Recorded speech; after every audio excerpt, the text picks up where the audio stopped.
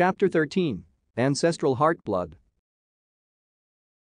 Tranquility was not appreciated enough by Shinobi, Naruto mused, as he looked over the volcanic slope he had decided to make his training ground. Simply lying on the long grass after a hard workout, staring at the clouds going by was really the ultimate form of relaxation. In the valley below him, countless Kage Bunshin of him were practicing different techniques. In a small clearing devoid of grass, one set was bringing out their chakra chains, working out the kinks in their formations as they sparred, each using only the chains as weapons. Another set were sitting in Seiza, trying to consistently form a Rasengan using one hand. Another group was using the tree climbing exercise, and yet another was running through the taijutsu kata, trying to reacquaint his body with them. Two groups were somewhat separated from the others.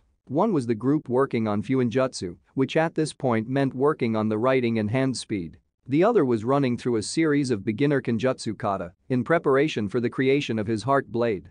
Naruto intermittently would get the feedback from dispelling clones when he would integrate the rush of information and deploy a new set of clones to replenish the clone army. Otherwise he stayed by himself, either reviewing the integrated knowledge to test how much had transferred or train his physical body, which, sadly enough, did not gain any form of training from the clones. However, even as relaxed as he was, he still couldn't help the sour feeling that permeated his self, hanging like a cloud over his thoughts, which intensified as stared at the Kage Bunshin scattered around the slope.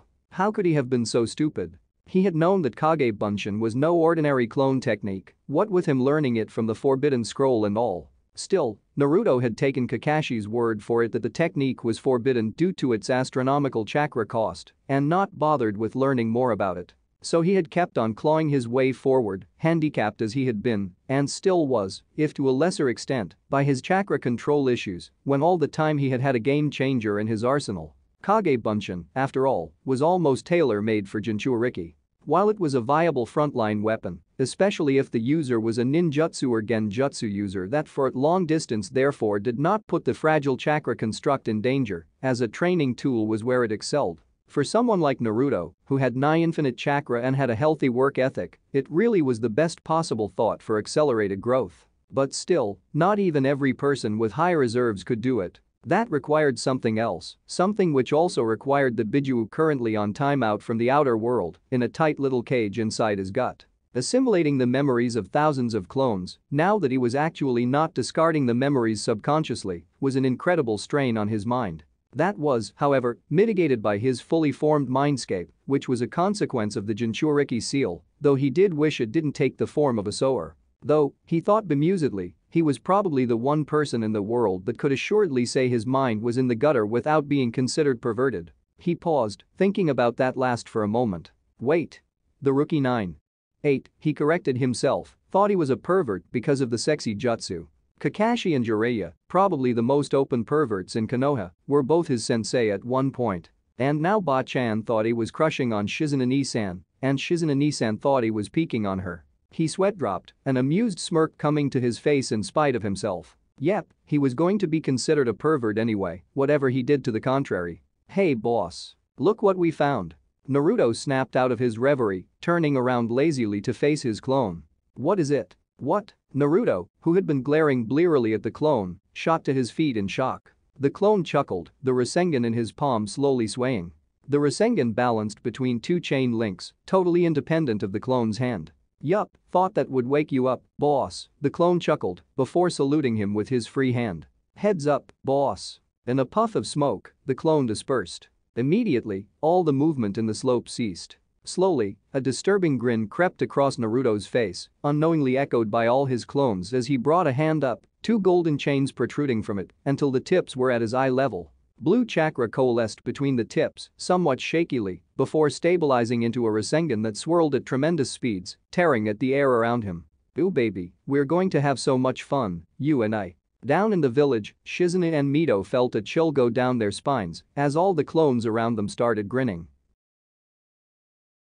The days had started to blur into a constant rush of training, studying, and improving his techniques beyond anything he had imagined. Though they certainly had been productive, he thought to himself as he watched two of his clones spar, overlooked by him and another contingent of clones whose sole purpose was to identify potential weaknesses. It was certainly most enlightening to analyze yourself fighting from outside perspective. It so easily exposed any potential errors or gaps in his techniques. In the clearing, two clones faced each other, one with chains materialized and the other holding a wooden practice sword. Rasengan.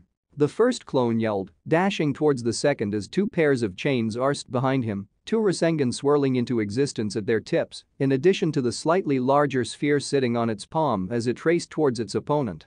The other clone braced itself, the plain wooden practice sword held in a reverse grip, sparking as golden chakra flowed from within, solidifying into a chakra chain that had formed within the sword. From its open hand, held in a knife edge, a short length of free-flowing chain protruded, waving around like a flail sword. Crossing his arms in front of its body, it growled out, "Spike chains." Thorn shield. From the two exposed edges, the sideways protruding blades seemed to stretch, arcing outwards and inwards, forming a net of smaller crisscrossing chains that formed what looked like a circular shield that covered both his arms and torso. With a crash reminiscent of glass shattering, the chakra chain drill bits that were the Rasengan of the first clone smashed into the shield, the Rasengan digging into the shield of the second clone, pushing it backwards. Grunting, the second clone sunk onto its haunches, maintaining its shield over its head and tilting it upwards at the same time. At the change of angle, the Rasengan digging into the shield skidded across the surface with a high-pitched screech as the first clone fell towards the second Rasengan held in front of it. The second tensed before growling out, "Extend." The shield rippled before all the individual spike tendrils forming the shield disentangled, springing free and snapping round into the face of the first clone and his Rasengan. "Oh shy" was all the first clone could say before one of the vicious spikes caught him in the eye. Then, it popped with a slight sound of dispersed air. After a moment, the second clone stood up, a bloodthirsty grin on its face. Turning to face the surrounding clones, it smirked. "Who's next, Databeo?" The next second it had to bend over backwards as sword swung at his neck from behind, almost decapitating it. Hastily rolling forward to gain space, the clone rolled onto its feet, getting up to glare at its opponent. "When did you switch?" it bit out irritably. Its opponent gave it a smirk before it charged the clone with his sword in a one-handed grip, the other hand extruding a short length of chain similar to that of its opponent. In the center, the two clones clashed, swords and chains locked against each other, and the fight resumed in earnest. In the sidelines, Naruto sighed. It was both from the newly acquired memory from the dispersed clone and at the intensity of the fight. Though he had not identified the root cause as of yet, all of his clones seemed to get more bloodthirsty the longer they existed. They also seemed to develop more distinct personalities, something Mito had categorically stated was supposed to impossible. Though he supposed that didn't mean much, he had never been what could be considered normal anyway. This also was by far the easiest way, he had found, to mesh all his varied skills together. And contrary to what he had at the beginning, his burgeoning skill set was rather varied, in fact, more so than many of the other shinobi he knew. His kenjutsu was still just a fledgling skill, though he was planning to improve his skill with the blade as soon as possible. He had set his goal in Fuinjutsu to be allowed to make his own Heartblade, and when he did, he needed to be able to use it. Regarding Fuinjutsu, Mito had just allowed him to start making the most basic of explosive tags, though currently they were no more than glorified flashbangs. They sputtered, stuttered and exploded feebly with a cloud of wasted chakra. So, he had a ways to go before he could actively start using pre-prepared Fuinjutsu in the field, let alone introduce field sealing to his repertoire. Though he had not given up on it, even right now, a veritable army was scouring both the Fuinjutsu library on the island and the technique scrolls sealed inside the large technique scroll that Mito had with her, learning Fuinjutsu theory for when the dexterity of his wrists and the control of his chakra finally caught up. After all, there was a reason why the discipline most prevalent among the Uzumaki after Fuinjutsu was Kenjutsu. In addition to providing a convenient surface to set up ridiculously nasty seals. And they were. Some of the seals he had seen on the Heartblades gave him shivers. Practicing Kenjutsu also helped to improve dexterity of the wrist, which was the necessary to improve sealing speed, which in turn was the most important factor for field sealing. In this way, Kenjutsu and Fuinjutsu reinforced each other. His ninjutsu he had not yet touched, other than his chakra chains and the Rasengan, which he had finally managed to form one-handed. Other than that, he had not focused on it as of yet, mostly because his chakra coils were a bit too tender for the abuse that ninjutsu would put it through, and Shizunaga Mito didn't want to start teaching an elemental jutsu to him on the off chance that they would be of the opposing elements since he didn't know his element yet. Though some of the advanced water release techniques in the large technique scroll had Naruto salivating, they were, at this point, out of his reach. Suddenly, he was shaken out of his thoughts by the sudden flurry of foreign sensations in his mind. Taking a moment to assimilate the memories of the dispelling clone, he looked at the circle where the clones were still having their fight. Listening to the argument in front of him, he barely resisted the urge to groan. "Just die, you fox-faced freak," one of the clones roared, wildly swiping at the figure in front of it. "Just stay still and let me gut you." The other clone cackled, deftly avoiding the wild swings while occasionally retaliating with a swipe with the chain protruding from its wrist, dancing around the clearing and leading the other clone on a wild chase. "That all you can do, slowpoke?" At that taunt, the clone let out an inarticulate yell of rage, descending upon the other in a flurry of wide swipes as the other continued to pirouette around him grinning. Fed up with the pointless bicker, Naruto got up, frowning. "Shut up, both of you. I don't have time to waste, take this seriously, Databeo." As one, the bickering clones turned towards him, deadpanning in unison. "I don't see you working, boss." Naruto blushed. "Just keep sparring," he grumbled, "smart-ass clones." Even as one of the clones swung a chain at the other's face, it retorted, "Who are you calling smart-ass, smart-ass? Though he may be just turning into a Nara." The other, nonchalantly ducking the oncoming chain and charging up a Rasengan in its offhand, added mischievously. "Hey!" Naruto shouted, incensed. "Who are you calling a Nara? You." The clone retorted, continuing to dance its way from the continuous strikes of the other clone. "You know, the species that lazes around watching clouds, analyzing battles and getting henpecked?" The other clone roared with laughter, and Naruto sat up, growling. "Why you?" The clone sniggered. "Look out, boss. There comes one of the hens now." "What the hell do?"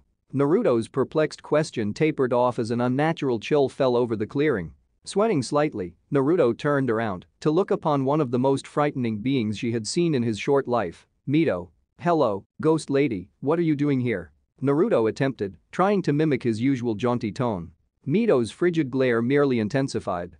"Naruto-kun." Naruto could almost see the frost forming on the grass at the tone. "Did your clone call me a hen?" Her smile was sickly sweet, and for a moment Naruto truly appreciated the fact that this petite woman had been one to cow even the stiff-necked Hyuga and Uchiha. Of course, it was cold comfort seeing as he was the one currently in her sights. Still, it didn't hurt to try to defuse the bomb. "Nothing, ghost lady," he stuttered, waving his hands as he edged away from the angry woman. She simply pinned him with an unimpressed glare, causing him to freeze where he stood. "It wasn't me. It was them." He tried again. He glared at the clones in question. "You. Tell her." The clones looked at Mito, then at each other, before turning towards Naruto in unison. "Sorry, boss. You're on your own." With a cheeky grin, they waved at him before twin plumes of chakra smoke erupted from their positions as they dispelled. As Naruto groaned, Mito smiled thinly. "Come now, Naruto-kun. This hen has something to show you, you know." Looking warily at her eyes, glittering with malicious glee, Naruto fought the urge to turn tail and run. "Oh come on, ghost lady." He pleaded as he got to his feet, absently dispelling his other clones. "Let it go." "Why, whatever do you mean, Naruto-kun?" Mito said, directing a chilly smile his way. "It's not like you called me a hen, you know." Naruto grimaced. Yes, she was never going to let that go. Grasping around for something to change the topic, he suddenly registered something she had said. "Ghost lady." Naruto said slowly, looking inquisitively at the woman who was still projecting a chilly aura as he fell into step beside her, heading for their sleeping quarters. "Exactly what do you have to show me?" Mito didn't reply immediately, though it was interesting to note the automatic tensing of her shoulders at the question. After a moment of silence marred only by their steady footsteps, Mito answered quietly. "It's time for the Heartblade burial." Naruto tensed at the words. Having found a registry in their quarters, the old clan head's office, of all the registered ninja of the clan and their Heartblades, they had put off depositing the Heartblades at the old crypt until all the blades that could be found had been found. "You mean?" Mito sighed. "Yes, Naruto-kun. We've found all we can, and we can't put it off forever, you know." Naruto gave a sideways glance. "But what's the hurry? It's not like we're in a hurry to leave the island, unless." Mito nodded briskly. "Sonata contacted me just now. Because bringing you back to Konoha is dangerous, she pushed through a motion to send you on a 3-year training trip." Startled, Naruto almost stumbled as he twisted around to look at her, eyes wide in surprise. "You mean 3 months, right?" Mito shook her head. "No, 3 years. It's best we don't stay in one place for too long, you've got powerful enemies after you." Naruto stared back at her, bemused. Who would come after me? He was answered by humorless laughter from Mito. Well, for one, there's Orochimaru.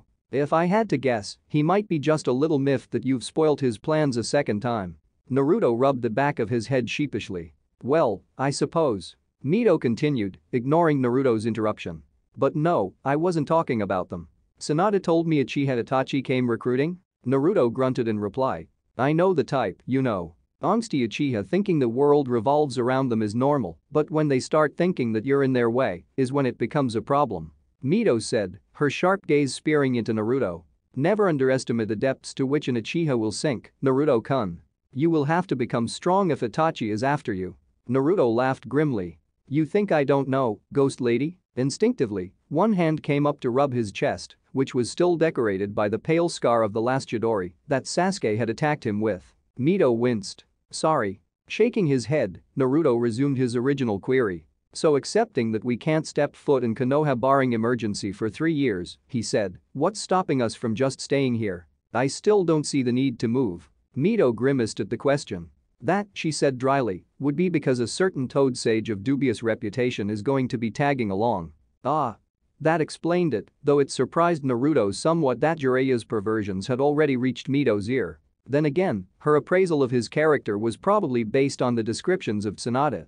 Naruto nodded sagely. That explains it. You don't want him anywhere near the pool. Huh? Mito looked at him strangely. What are you talking about? I just don't want that seal master wannabe anywhere near Uzushio, you know. Who knows how that man would mutilate them? She huffed. Calling himself a sealing master indeed. An academy graduate of Uzushio could probably beat him in combat sealing if what Tsunade told is true. Naruto's sweat dropped. Of all the many, varied reasons for disapproving of the Toad Sage, this was perhaps the first time that inadequate sealing technique was used as an excuse. Here he focused as Mito's rant came to an end.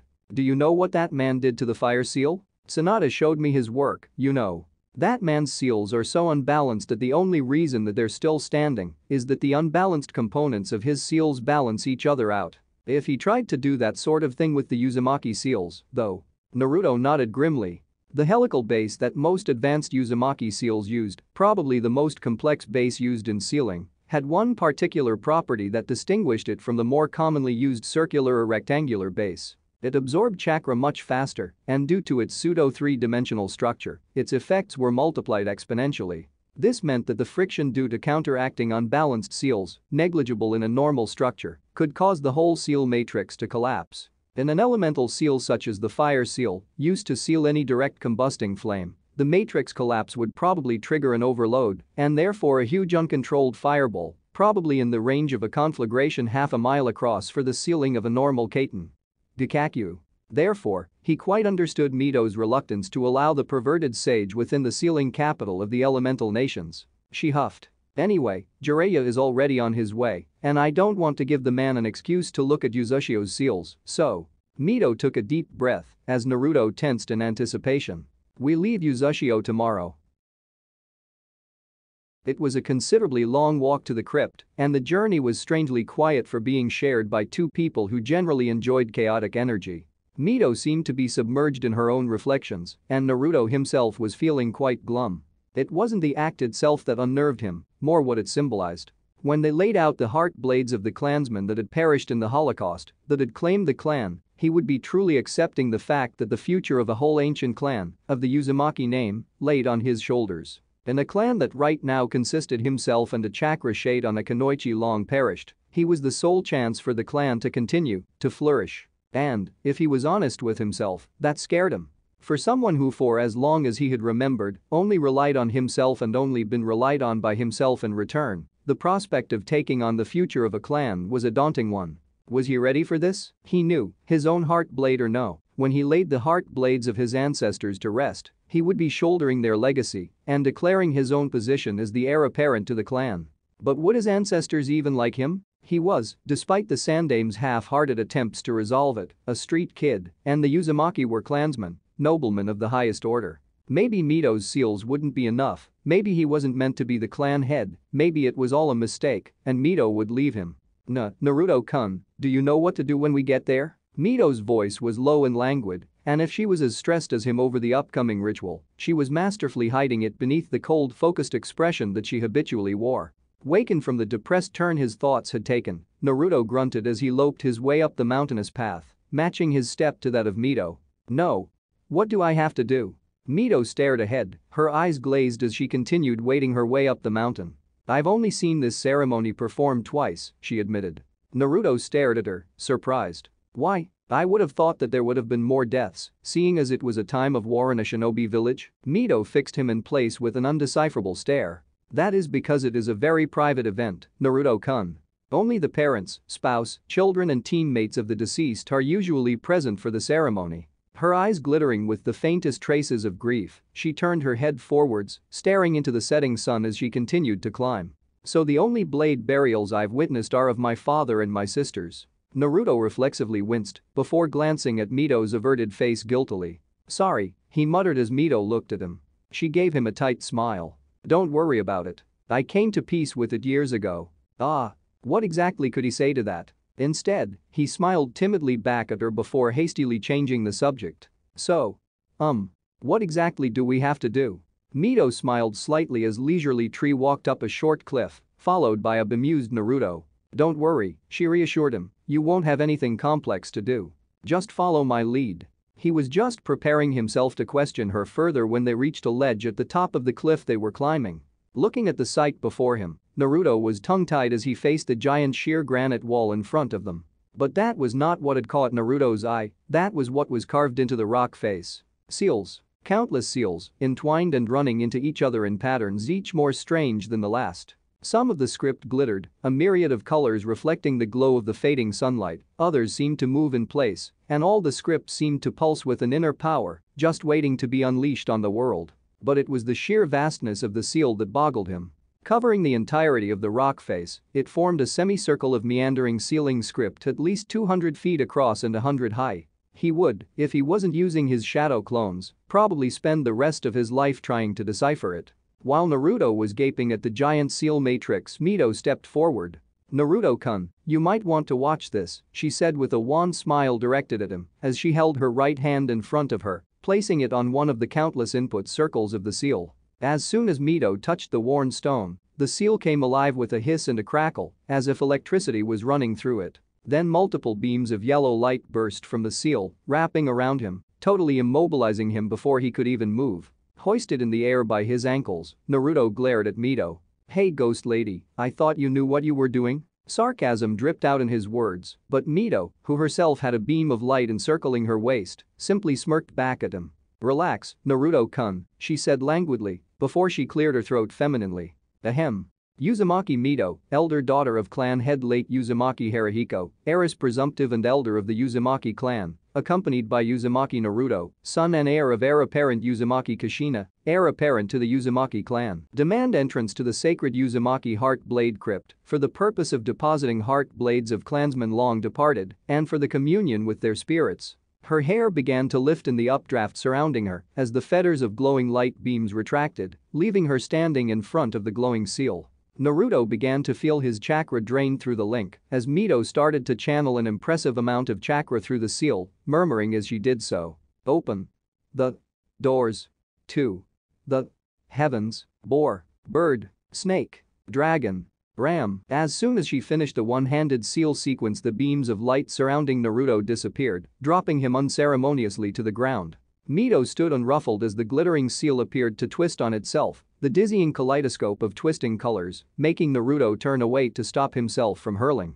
Suddenly, a snapping sound echoed through the air as the giant stone split vertically along a series of lines making up the seal, before the split portions of the stone moved apart to reveal a stone passageway leading into the heart of the volcano. Mito slowly lowered her hand before turning towards Naruto. Come on, Naruto-kun. The passageway closes soon. Grumbling under his breath, Naruto got up, rubbing his head where he had hit it on the ground in his impromptu landing. You could have warned me, Databeo. What the hell was that? A slight mischievous smirk crossed Mito's face. I did tell you to follow my lead, didn't I? You should pay attention. I did put my hand on the seal, you know. You could have still warned me. The smirk widened. Now what would be the fun in that? She said, turning back to the entrance and walking down the staircase, dimly lit by seals on the walls. You coming? After a long walk down an increasingly steep staircase, Naruto found himself in a cavernous room made from what appeared to be molten stone, lined with wooden benches, with a small door at the other end. "Hey ghost lady, what is this?" "This is the hall where they held the ceremonies for the appointments of the new clan heads." Mito replied absently, looking around curiously at the hall's faded drapes. "Though it looks as if somebody forgot to activate the stasis seals, you know." After a moment of staring, she knelt on the floor as she took out a small scroll from the depths of her kimono. Unrolling it, Naruto had barely any time to realize it was a variant of a storage seal before she activated it. The scroll let out a puff of smoke before it dissipated to reveal that it had unsealed a much larger scroll, comparable in size to the large technique scroll she carried around with her or a summoning contract. However, when she unrolled the scroll, it was evident that the large scroll contained multiple storage seals, each containing what Naruto guessed to be a heart blade. From one of the closest seals to the end, which contained the kanji for blood, Mito proceeded to unseal a blood-red hilted katana in a dark red sheath, which she gingerly picked up before handing it to him. "Is this?" Naruto stammered, ignoring the unpleasant tingle in his fingers from touching another's heart blade as he reverently examined the magnificent tool. Mito smiled gently at him before nodding. "Yes. That's the Blood Princess, Kushina's blade."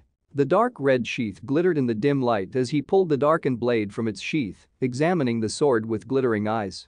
The sword's instinctive stinging had also died down, and it somehow was transferring feelings of comfort to him through the fingers holding it. The sword was truly a work of art, with a mostly straight blade that ended in a curved edge, blackened to avoid reflecting the light. It had a simple oval guard that was slightly curved inwards and a short cloth-wrapped hilt decorated with a blood-red cloth with diamond patterns. At the end of the hilt hung a tassel, red and white, shaped like the tail of a fox. Along the length of the blade, in microscopic golden script, seals wound across the surface coiling around the blade. "It's beautiful," Naruto breathed, slowly sliding the sword back into its sheath and holding onto the blade tightly, as if afraid that the sword would disappear. The sword seemed to settle in his hands, and he instinctively hugged it to himself, reveling in the waves of compassion. No, love, that was pouring out of the blade, surrounding him in a comforting embrace. He could feel tears stinging the corners of his eyes. Brusquely brushing the tears away, he closed his eyes, reveling in the reunion with his mother who he had never properly met, who he had never even looked upon. But it felt so familiar, so right, as he held it in his hands, and if he closed his eyes he could almost imagine that his mother was holding him back. Smiling sadly at Naruto, Mito turned back to the scroll before unsealing one more blade, then rolled up the scroll and slung it over her shoulder. Startled by the slight sound of displaced air, Naruto looked over curiously. The blade was strange enough to even capture his attention away from his mother's blade. If his mother had gone for elegance, whoever had owned this blade had clearly gone for over-the-top strangeness when constructing his blade. The blade Mito had unsealed was massive, a Zanbatu-sized sword, rather thicker than normal, with a huge hammer-like protrusion halfway up the blade that was adorned with a rather distinct seal marking and an unusually large handle, apparently weighted.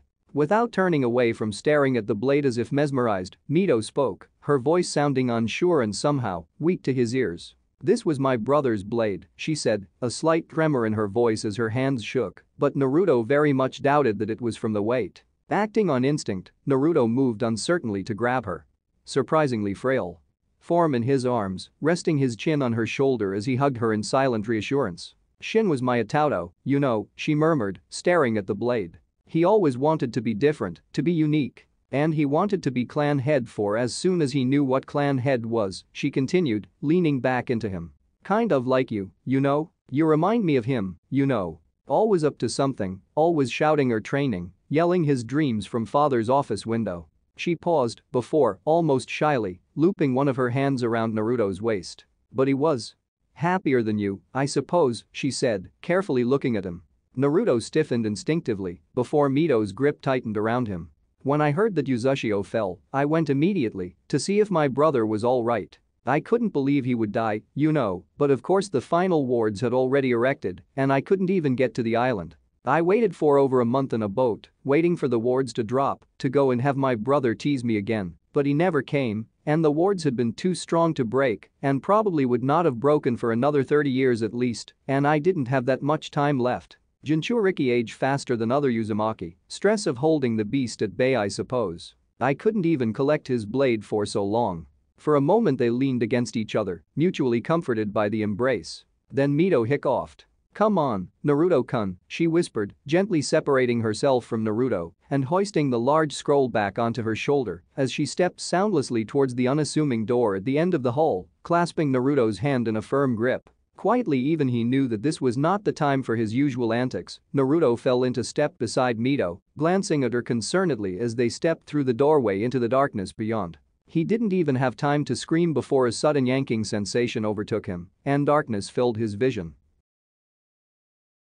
"What the hell?" Jaw-slack in disbelief, Naruto stared at his surroundings as the exclamation was inadvertently wrung from his lips. Wide eyes took in the chamber that they had abruptly appeared in the center of as soon as they had passed the doorway. They were on a hillock in a valley, and scorched-looking earth spread out around them for miles. Above them was a blood-stained sky, the crimson clouds roiling chaotically above them, shielding them from the muted glare of the sun. And covering the ground, spreading as far as I could see, were blades. All sorts of weapons were there, blending in the distance into an indecipherable blur of steel and wood as it stretched to the horizon. He could see countless ornately designed blades stabbed into the earth, ranging from various non-native designs such as sabers, scimitars, and rapiers, to various strangely designed katana, wazukashi, with the occasional zanbatsu or nadachi thrown in. In between these were various non-bladed weapons that lay scattered on the ground, bow staves, tonfa, and even the occasional nunchaku. The only similarity between the weapons was that all the weapons had an infinitely delicate golden sealing script winding across the length of the weapon. Mito appeared to be completely unruffled, calmly staring down the valley of endless blades and bloody skies, while delicately balancing the giant Zanbatsu Warhammer hybrid on her shoulder. "Come on," she called out above the harsh winds that were buffeting them in this strange, unforgiving place, confidently walking in a seemingly random direction.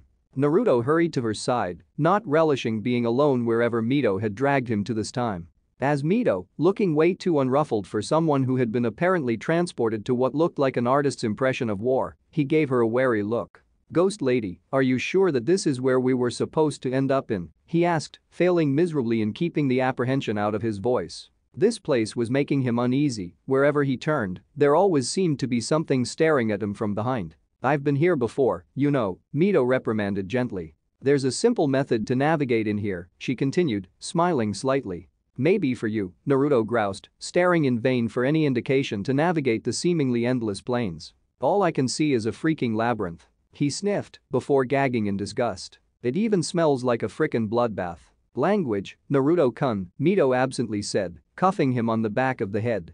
"Hey." Mito gave Naruto, who was scowling at her, a wan smile. "Look at the clouds." Naruto simply scowled back at her. That was so typical of her, to give him some obscure clue and let him figure it out for himself. Nevertheless, somewhat grudgingly, he looked up at the blood-stained sky, only to start as he saw that the orange clouds etched a gigantic swirl in the sky. Mito directed an attempt at a mischievous grin his way. "Come along, Naruto-kun. We need to get to the heart of this world before we can deposit the blades." Looking at her as she ambled through the field of blades and scorched earth, Naruto could only think of one thing. The heart of this world? They had finally reached their destination, and they could see that all the building up that Mito had done had, if anything, been understating things. As they walked towards the center of the spiral, the scorched earth slowly gave way to massive structures made of blades. Large sheets of metal stretched in abstract directions, stretching and branching, which Mito had explained formed a giant seal. However, the whole structure seemed to be centered on one object.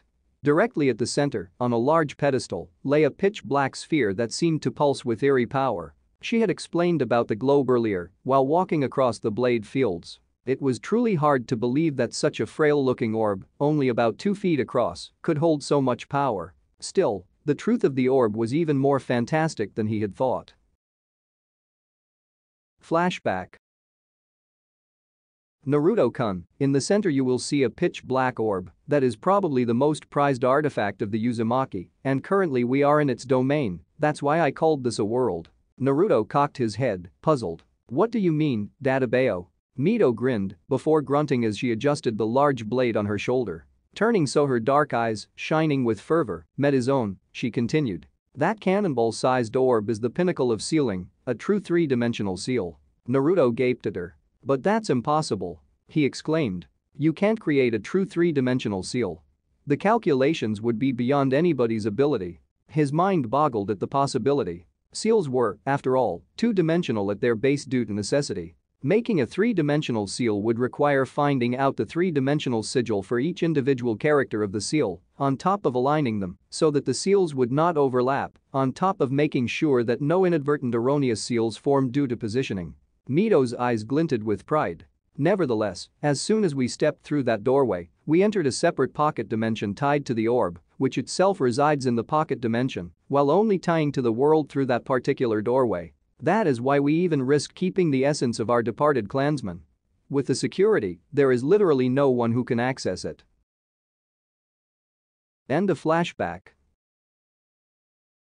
As soon as they came within sight of the orb, Mito straightened up in preparation for the ritual to follow. Even as Naruto followed, looking intrigued but confused, Mito walked down the path to the pedestal that held the orb that was emanating the powerful aura. In the center was a empty circle, surrounded by more of the metal sealing script that ran throughout this strange pocket dimension, but these were much thinner and lead to the orb on the pedestal. At the foot of the pedestal, in the center of the empty circle, Mito knelt. Naruto followed after a moment's hesitation as Mito began to chant. Hallowed cries, wounded men, bloody moon rises, shriveled trees, empty halls, let the life blood rain. May the healing moon soothe dead men, let their souls among their kin forever rule. The intimidating aura which had been rising throughout the chant exploded into a powerful pressure as she uttered the last syllable. Naruto could feel an immense pressure pressing down on him, almost forcing him to his knees. Beside him, Mito had collapsed to her knees with a whimper, but she got up to continue the ritual, her body slightly shaking from the strain. Unlatching the sealing scroll with some difficulty, she started to unseal the blades in turn, stating their names and the names of their wielders, while stabbing each blade in turn to the ground in front of the pedestal as the pressure continued to build. The floor seemed to contort to accept the blades, and even the non-bladed weapons like staves sunk into the ground easily, standing on end. Ghost. Naruto started, only to be shushed, before she continued to methodically pierce each blade in turn in an increasing circle around her. Finally emptying the scroll, she picked up the blade of her brother's which was lying near her on the ground. Firmly grasping the blade she declared, "Fist of the heavens, Uzumaki Shin," as she plunged the blade into the ground. Then she stepped aside, wordlessly making space for Naruto.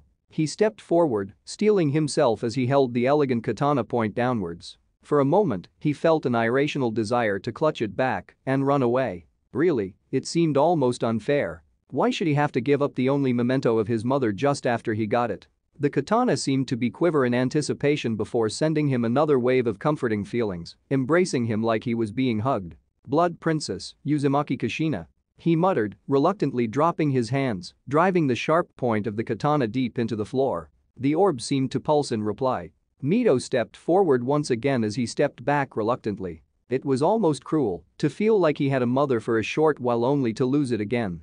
Meanwhile, Mito was chanting once more, causing certain parts of the vast seal surrounding them to flare. Chases the bloodless moon, dusty streets, clean steel, open stream flows underneath the willow. Rise and breath, talk and counsel, wisdom raises its head in the eve of life. Snake, boar, ram, snake, tiger, dragon, dog, bird, hare, ox. Finishing the last set of seals, Mito struck the ground with an open palm, pulsing chakra around her. Seemingly in answer, the pressure bearing down at them from the orb vanished before a truly monstrous pulse of chakra emanated from the orb, causing the whole pocket dimension to shudder. And suddenly, they were not alone. All around them, crowding the large structure, were wraiths, fully corporeal. They nonetheless seemed to be not totally there as they stared at the pair curiously. Mito especially was garnering quite some attention for her seemingly wraith-like appearance. Naruto watched, somewhat amused as one of the ghosts. Wraiths? A veritable giant lumbered past the crowds to grasp Mito bodily and spin her around. But where was she? Mito had not told him anything of this, but Naruto was not a fool. Somewhere in the crowd, his mother's ghost had to be there. Why didn't she appear? Did she not want him after all? Lips set in a firm line, Naruto turned away, eyes smoldering with emotion. If she wouldn't come, she wouldn't. It didn't matter. He didn't need anybody, he had survived alone until now after all. Then a female voice screamed, and the crowd was jostled as a petite figure barreled past them. "Let me go, Databane." A second later, a crimson-haired missile crashed into an already off-balance Naruto, sending them both crashing to the floor before Naruto was smothered in a teary embrace. "Oh my baby, oh, Naruto-chan." Blinking away his surprise, Naruto slowly hugged the woman back, staring into teary violet eyes as realization slowly dawned. "Mum?" The woman, crimson-haired and round-faced, nodded tearfully. "Naruto-kun," she whispered. Naruto blinked furiously, staring intensely at the petite form crumpled against him. When his vision cleared, Naruto found himself looking at a petite woman with flowing red hair, a round, almost cherubic face, and wearing a Konoha Jonin uniform. She was staring at him with teary eyes and a giant smile on her face. "You're my mother?" She nodded eagerly. Hello?" Naruto ventured, feeling extremely foolish. "What do you say when you meet your parent for the first time?" There were too many things to be said, too many things to ask. "Can you get up, Dadabeo?" The words slipped out before he could think, fueled by his discomfort at his personal space being intruded. Kushina blushed slightly before nodding and bouncing to her feet, still looking somewhat teary. Naruto slowly got to his feet, looking into Kushina's expectant gaze. Naruto shifted awkwardly. "Hi. Mum." Kushina's lips twitched, a slight smirk at odds with her teary eyes on her face. "Hi. Naruto-chan." A shadow of a grin came to her face. "I see you've got a verbal tic too, Dadabane." Naruto snorted. "You're one to talk." Kushina's lips twitched again before she suddenly reached out a hand and pulled him into a hug while pinching his cheeks. "Ooh. You're so cute, Dadabane."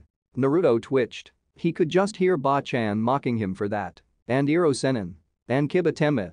I'm not cute." He growled, nevertheless not trying overly hard to break out of the surprisingly strong hands gripping him. "But you are, Dadabane." Kushina retorted cheerfully, giggling while rubbing her cheek against his in an overly affectionate manner that had Naruto blushing. "I swear, you look just like a mini Minato if he had red hair." Naruto stiffened immediately, his face going blank. His chakra flared erratically, still tinged with traces of Kyuubi chakra and Shinigami chakra from when they had flooded his coils. Kushina noticed, for she looked at Naruto, worried.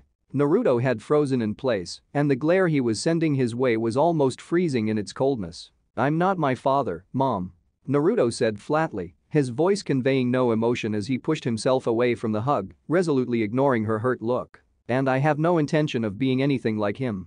Kushina stared at him before seemingly slumping into herself. "I'm so sorry, Naruto-kun," she muttered, peeping at him from the corner of one eye as she extended one hand, almost timidly, as if she was half expecting him to shake it off. "Please don't blame Minato. We really didn't have any choice. Blame me for not keeping the beast in if you want, but don't blame him for it. He had no choice, Dadabane." Naruto almost capitulated at the pleading eyes of his mother, but he firmed his heart. It hurt, seeing his mother look so upset, but he had to make it clear if there was going to be any further conversation. She needed to hear this, however temporarily they were meeting. And perhaps he needed to say this out loud. "I don't blame either of you, Mum," Naruto replied quietly, and Kushina's eyes widened. "I know you did what you felt was best at the time, but that doesn't change what happened, Dadabeo."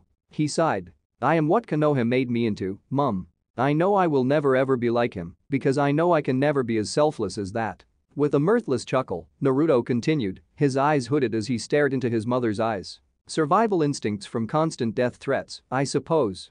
And of course, I'm not going to do anything the civilians want me to do. If the civilians wanted me to be Hokage, I'll probably refuse, just to be contrary." Kushina let out a choked giggle before clapping her hands over her mouth, horrified at laughing. Naruto waved it off nonchalantly, but his eyes were nonetheless cold chips of ice as they stared into her. "Dad sacrificed his family for his village. I, on the other hand, would probably have sacrificed a whole village to save my precious people. That's where we're different. The people of Konoha are them, and my precious people are us, and there is a clear difference between the two. I can't automatically assume the best in people like Dad did, because I have experienced what happens to bystanders when you let naive ideals rule you." He looked at Kushina out of the corner of his eyes. "I hope you can forgive that." Kushina stared at him for a moment before she nodded slightly. Then, as Naruto was relaxing, she pulled him back into the hug, burying her face in his blood-red hair. "I'm so sorry, Naruto-kun," Kushina mumbled as Naruto hesitantly returned the hug. "My poor baby." They were still hugging, basking in the mutual contact when a gruff voice interrupted them a few minutes later. "Well, isn't this cozy? Never took you for the huggy-feely type, Kushi-chan."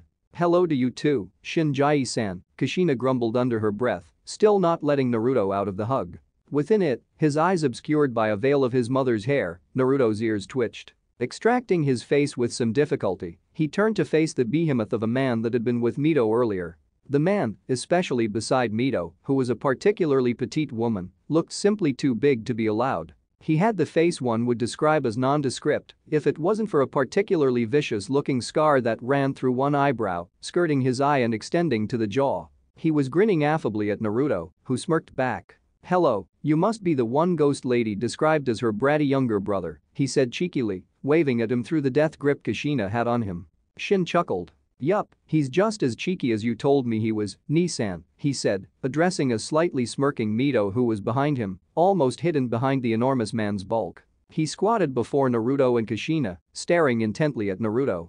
Then, casually ignoring Kushina's glare for interrupting them, one of his hands descended on Naruto's head, ruffling his hair. "You remind me a bit of myself when I was younger, squirt." And Naruto joined his mother in glaring at the giant of a man, who casually shook off the glares as he grinned down at the two.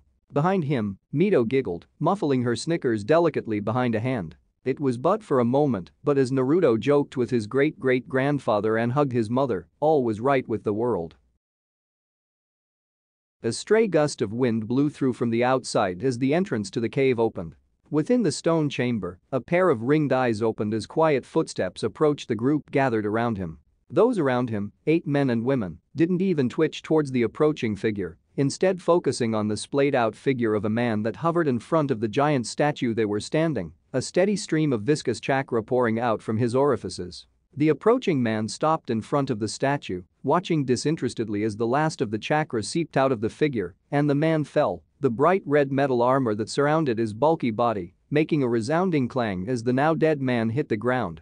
The purple ringed eyes of the center figure pierced the newcomer as the others around him relaxed. It was then that the newcomer finally moved. The faint light of the torches that lit the chamber threw his features into relief, showing a slight dark-haired teenager, wreathed in a black cloak above standard Konoha attire. Deep tear tracks ran down his cheeks, highlighting his sunken eyes that shone the malevolent crimson of the Sharingan that he sported. "Well, Itachi, what have you to report?" The words were spoken quietly, but the command it conveyed was unmistakable. Below the speaker, Uchiha Itachi bowed with a murmured, "Leader Sama," before he stood again, his cold crimson yes staring unflinchingly into the leader's purple orbs. "Konoha in general has no idea where the Kyuubi is," Itachi answered blandly. "From what I have been able to find, the only person who would know would be the Hokage herself, as her own apprentice is with the Jinchuriki, wherever he is." After a moment of staring into his eyes, the apparition of the leader nodded. "Very well," he announced to the gathered, "until the Kyuubi resurfaces from wherever Konoha has stashed him, we will have to abandon that particular target." Itachi looked up, a faintly interested look on his face, and Kasama, a large man carrying what looked like a huge club cackled, showing shark-like teeth, "You are reassigned to the Hachibi. Now that we have sealed the Gobi, the Kyuubi would have to be sealed the last anyway." Turning away from them, the leader looked at the macabre group surrounding him. His eyes landed on one, a white-haired topless man carrying a large scythe. "Hidan," he called out. The man grinned insanely. "What do ya want, Leader Temme?"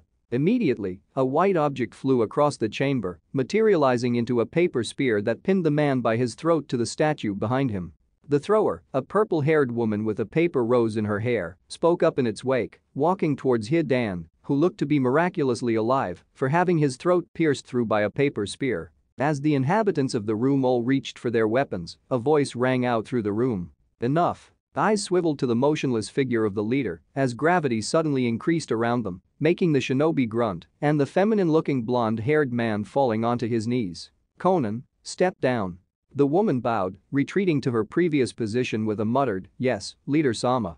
The cool ringed eyes turned back to Hidan, staring him down until the man stopped his futile efforts to remove the paper spear stuck in his throat. "Hidan, I trust you have learned a lesson?" he asked coldly, effortlessly removing the paper spear pinning the shinobi with an abrupt jerk. One hand coming up to massage his throat, Hidan glared at the leader, but he averted his eyes a moment later as the purple gaze locked onto him.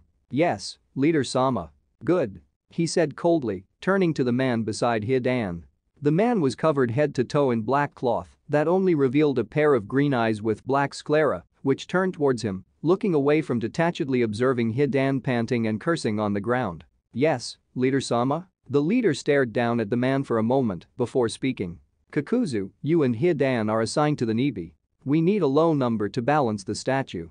"Understood," Kakuzu stated before turning and picking up Hidan bodily, ignoring as the man swore at him. "We will head for Kumo immediately."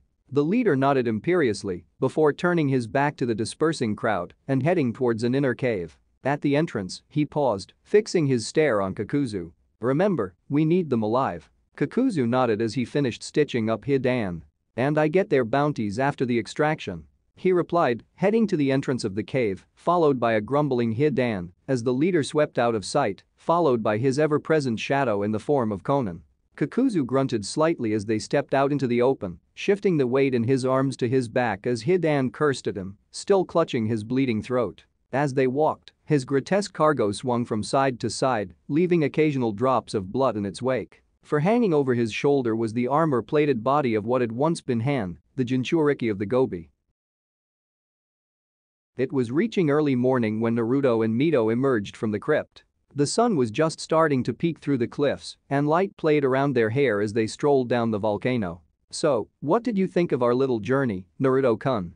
Mito asked, her eyes glittering with more life than Naruto had ever seen her before. He couldn't blame her. Right now, he could probably fight the 5 Kage with a smile on his face. So he turned to her, a soft smile on his face. "It was enlightening," he said quietly, watching the sunlight play across her aristocratic features, causing her blood-red hair to light up like a bonfire. "It's funny, isn't it, how much you want to say to a person when you think you can't?" Mito nodded, her face upturned as her eyes looked into the morning sky thoughtfully. "I never realized until Yuzu fell," she said thoughtfully, "how blessed our clan was to have the crypt. We get to, make peace with our fallen kin." Walking towards her, Naruto looped an arm around her, pulling her closer to him. "Well, we got the chance now, didn't we?" Finally taking his eyes off her, Naruto leaned into Mito as he stared at the island, the sun's rays illuminating the long grass and the light-colored stone buildings. "I will find them, Ghost Lady. I will find them, and I will destroy them. That's a promise of a lifetime." Mito blinked, turning to face Naruto, her stare inscrutable. "Naruto-kun." "Mito-sama." The two turned at the shout to see Shizune screech to a halt before them, before holding her side, panting. "Shizune-san?" Mito's voice rose, questioning, along with a delicate eyebrow as she stared at the disheveled appearance of the Hokage's apprentice. "Mito-sama, pant Jiraiya-sama's pantier." Mito's eyes widened in surprise as she listened to her. "Already?" she asked, her other eyebrow joining the first. "How did he get to the island?" Shizune, who had by now managed to regain her breath, snorted. "He's not on the island, Mito-sama." She gestured wildly to the cliffs opposite the village. "He's in the sea, on top of Gamabunta-sama." "How is Gamabunta taking it?" Naruto choked out at that. Shizune straightened up, looking at Naruto dryly. "As well as can be expected. I could hear Gamabunta-sama swearing at him from the village." She shrugged. "Apparently toads and seawater don't mix." Naruto looked at Mito, bemused. "Are you going to rescue that idiot or do I have to?" Mito looked at him inquisitively.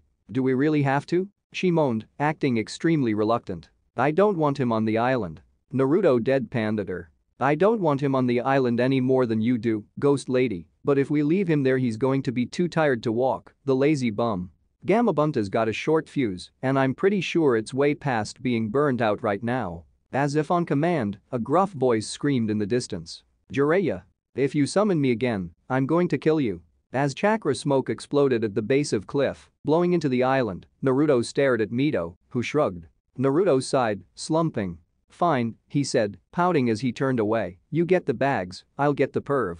As Mito smiled victoriously, dragging a bemused Shizune with her, Naruto's voice echoed in the distance. "You owe me for this, Ghost Lady."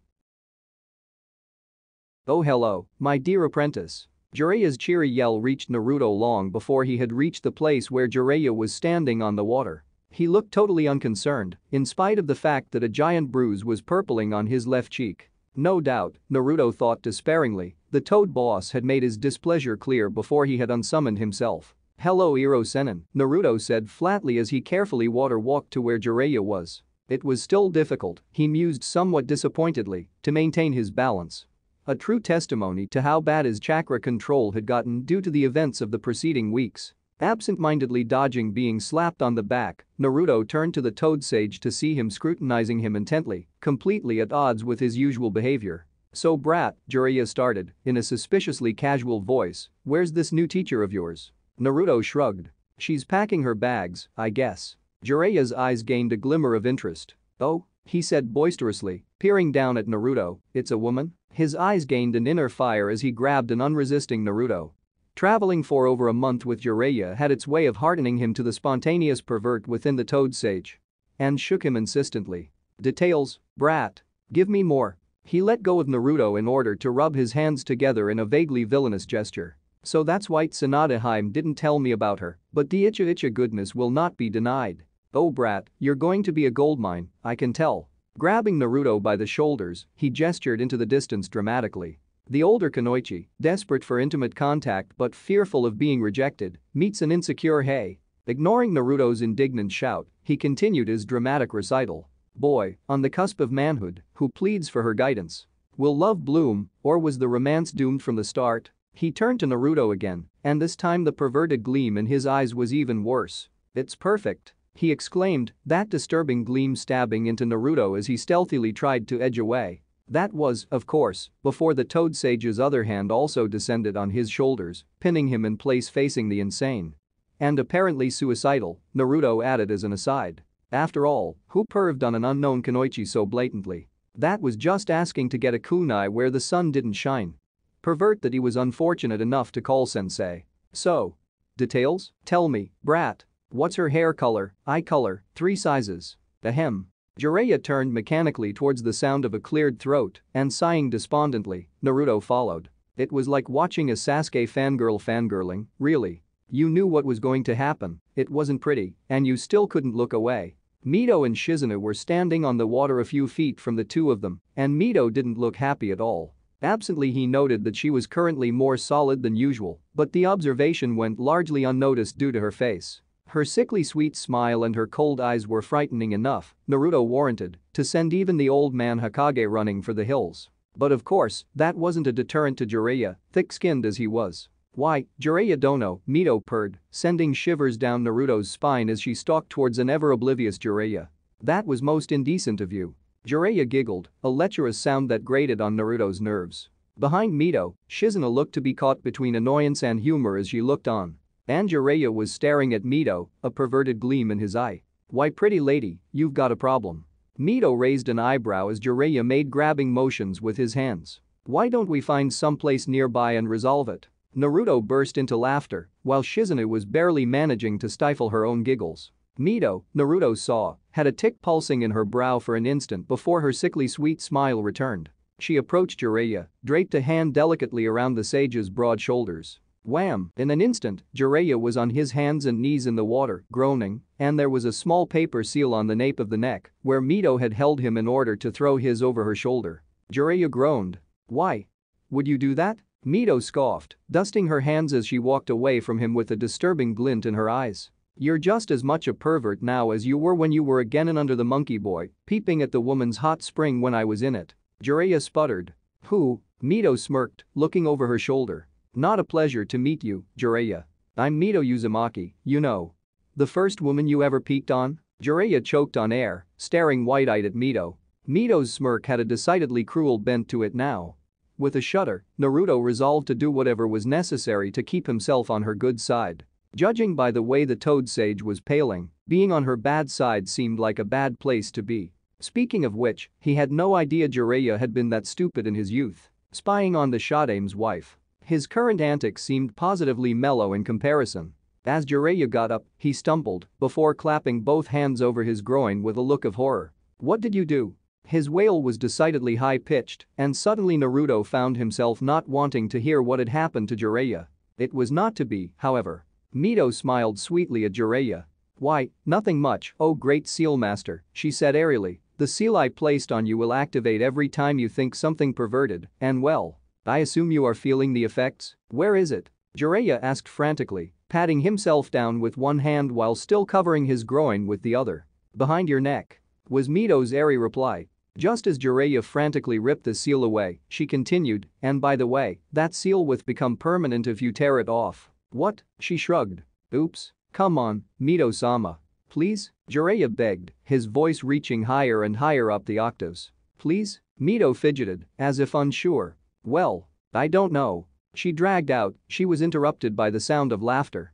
Shizune had lost her battle with laughter, and she was on her hands and knees, laughing hysterically. Jiraiya pouted at her. Shizune-chan. So cruel. Naruto shook his head in disbelief as Mito resumed extorting a subdued Toad Sage for a number of concessions, which included sitting through a ceiling class every week. At least it wasn't boring with them, but he was beginning to pity the surroundings of their ragtag group. And that, Naruto felt, summed it up the best, coming from him. Seeing as Shizune was leaving for Konoha, he was going to be traveling for 3 years with a vicious kunoichi who could turn invisible and an immature lech. May whatever gods that shinobi believed in help the elemental nations, for there were going to be plenty of fires to put out. End of chapter 13. Chapter 14. Immortals and the Stray Cat. This was, undoubtedly, an odd way to wake up. There was none of the drowsiness, the dreams, the half-frozen muscles. Wait. This wasn't Konoha. But no, he had left Konoha behind. Was this Yuzu? No, the temperature felt wrong. Wait. It wasn't so much that the temperature was wrong as it wasn't right. He couldn't explain it, but the very air that brushed against him felt wrong.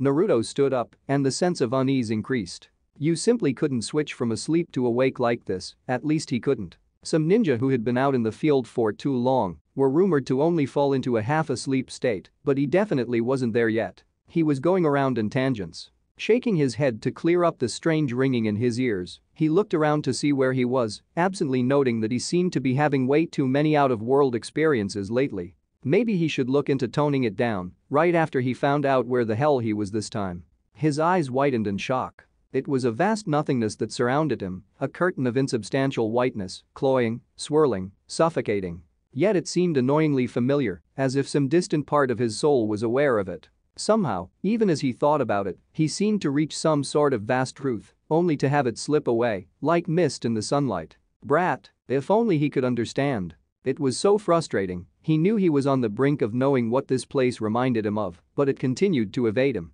Brat, suddenly, through the clouds of swirling white, there appeared a figure. Indistinct, it nevertheless moved something within him, seeing that indistinct silhouette. Running through the clouds, searching for it seemed futile, but he did it anyway, running toward the figure that always seemed just out of reach. Brat, get up. A flash of color. Resolutely chasing after the figure, Naruto could only ponder as to the brightly colored arm brace that had temporarily shone through the mist. After all, it was not often you met someone who wore something so vividly orange. Brat, get the hell up. Naruto's eyes flew open as he jerked awake, staring into the tearful face of Jiraiya, as his knee had reflexively shot forward, hitting Jiraiya in the junction between his legs, but he hardly cared for the wails of the downed pervert. That momentary glimpse of orange still burned in his mind, like the face of a friend he couldn't have forgotten. And whatever it was important in a way that he just couldn't grasp. It was 2 weeks into the aimless wandering that they were doing, and the odd troop had fallen into a pattern. The sun shone obnoxiously, the wind blew, scattering the ashes of their meager campfire, the birds sang their annoying songs in their insufferably shrill voices, Iro-Sennin cried like a baby while holding his privates. Ah, yes, a typical morning. So, awake yet, Naruto-kun? The mischievous undertones in that stately voice. That unique combination could belong to only one person he knew. He sighed. I'm up, ghost lady, he grumbled, poking his head out of his tent, wincing at the sunlight. His head hurt. Maybe he shouldn't have dispelled all those clones at once. It hurt almost as much as the day after that time that Shikamaru had smuggled some sake into the class at his father's urging, that the world became much less troublesome with it. Needless to say, not much work got done that day, and according to Shikamaru, his mother had been extra troublesome. Shikamaru had never accepted any advice from his father again. He frowned. The headache must be making him delirious. His concentration was acting like Guy on a sugar rush, and the blood pounding in his own head made him feel like he had an Akamichi in his head, chewing on his brain. He groaned when the smell of forest-seasoned venison drifted in the wind towards him. They were traveling light, living off the land whenever they could. However, that didn't mean that it cut into their training time. Mito had the knack to turn even the most mundane of tasks into a training exercise. The deer, whose meat was currently tempting him sorely to leave the comfortable nest that his futon made, had been caught by him in an hour-long chase, with one of his hands bound behind him and only a kunai as his weapon. Even through the constant traveling, both Jiraiya and Mito had made sure that his training wouldn't suffer. They usually traveled in short runs, stopping for hours in small clearing in the dry forests of the land of hot water. Mito usually took over during the day-to-day training, when she would run him ragged with ingeniously torturous training that she had devised, while Jiraiya, in line with his notoriously lax attitude, would often slip away in the mornings after breakfast and not appear until dinner, considering the odd challenge he gave Naruto as his contribution to the training. Not that Naruto minded, being the only apprentice of Uzumaki Mito was a full-time occupation, and he needed the downtime that Jiraiya gave him. That woman would probably kill him one of these days with one of her crazy training methods that she forced on him. And if he knew her, she was not likely to excuse the morning's training on account of the splitting headache he was suffering from. Which meant, Naruto-kun. Uh-oh. Naruto tensed, his body reacting reflexively to the glee in that sing-song voice. He barely got his head out of the way of a translucent kunai aimed at his head. As he scrambled away, Mito materialized where he had been a second ago, her hand snapping out to retrieve the kunai. She sniffed slightly before zoning onto his position, a sweet smile on her face. "Too slow," she said sweetly, sprinting towards him with a strangely boneless grace. He pulled back again, just managing to escape another kunai that nearly nicked his ear as it flew past. "Come on, ghost lady," he whined, ducking as another kunai almost took his head off. "At least give me time to get ready." The smile widened, and this time two kunai flew at him, prompting him to leap back with a startled yelp. His heart thudded in his chest. That was too close. His headache was getting worse. "The enemy isn't going to wait for you, Naruto-kun. I know that."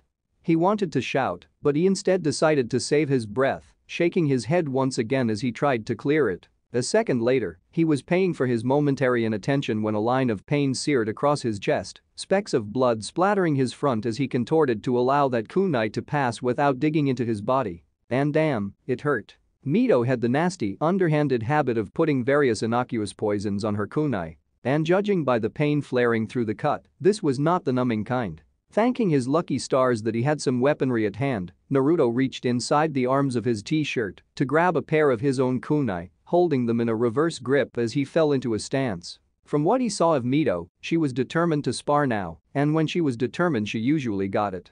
Naruto knew that much from living with her for almost 4 months, and this scenario was more common than he preferred it to be. Mito landed in front of him, her eyes blazing with enthusiasm that she rarely showed as she swung her own kunai by the loop in its hilt. "Woke up, Naruto-kun?" she asked, the slightly teasing lilt in her voice not detracting in the slightest from her deadly appearance. "Did I have any choice?" Naruto retorted, lowering his own stance in anticipation, kunai crossed in front of his face. He must have made quite a comic figure, he reckoned, barefoot, in a tattered t-shirt and shorts, and barefoot. His bleeding shirt stuck to his chest uncomfortably, and the stinging in his chest only served to make his headache worse. Mito's right arm tensed and Naruto leaned back when a twig snapped under his foot and Mito sailed towards him.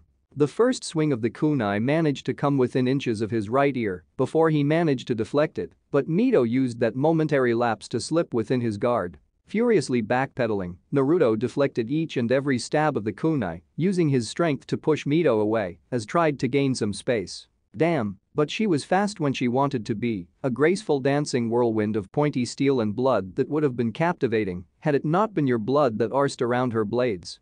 "Naruto-kun, you are not attacking yet," Mito noted mildly, sneaking in yet another underhanded swipe that Naruto barely fended off, only to have a foot plant itself firmly in his gut. All the air was knocked out of him as he sailed backwards, cleaving a line of destruction in the shrubbery surrounding them before he crashed into a tree, getting his breath knocked out of him for a second time. "Do I have to force you, again?" He gritted his teeth as he struggled to his feet, ignoring all the splinters that were digging into his back, leaving slight trails of blood trailing down his shredded clothes. His eyes narrowed as Mito strolled forward, twirling her kunai and looking totally at ease. "All right," he growled out, glaring at Mito, who cocked her eyebrow in response. "It's a fight you want, it's a fight you'll get." "Chakra chains," he breathed out as a veritable net of chains materialized around him, enclosing both Mito and him in a vast golden dome. Even as Mito's own illusionary dragons flittered around her in reply, he grinned through bloody teeth. He had been waiting for this for a long time. To test out his complete repertoire against a powerful opponent who was suited to face him. Mito, as an illusionary assassination specialist, was the best possible challenge for him. The calm was stifling. In a welcoming way. If that made any sense to him, he didn't know, but he felt all of the pains in his body. And he was feeling quite a variety. Numb. In the preparation for a battle, offering his body as a platform to a higher reward, pain in the body was trivial as his focus narrowed down to Mito, the slight movements in her wrists. The air was charged, the silence loud as he crouched, the chains surrounding the area pulsing in unison with his heartbeat. Mito took a step forward. In an instant, his chains multiplied, obeying the motion of his hands as they poured forth, a tsunami of metallic gold crashing into Mito. Mito extended her arms in response, causing a pair of shimmering dragons to materialize briefly before they roared defiantly as they were swallowed up, out of sight within the spiked chains raining down on it. For a moment, Naruto dared to hope that had been it. That only made him feel stupider as his chains began to disintegrate before a cool voice spoke from behind him.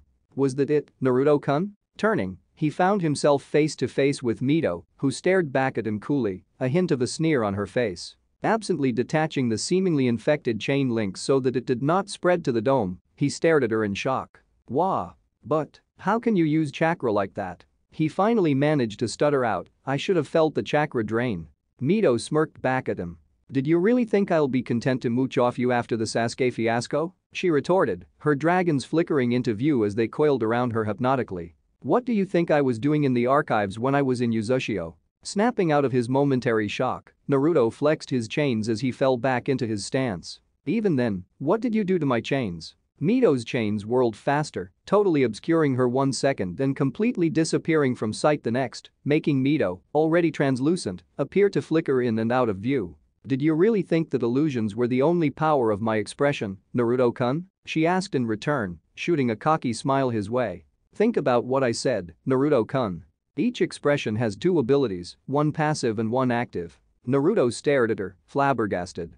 This was a totally novel concept, and he wasn't sure he liked it. He already had too much on his plate at the moment, but he couldn't bear to leave a potential strength unused. Your own chains have a passive ability, the one that you use all the time, you know, Mito continued her impromptu lecture, their solidity. Your expression is one of the only tangible expressions, you know. Their active ability, the power to channel seals, you have only used unintentionally during the Shinigami episode.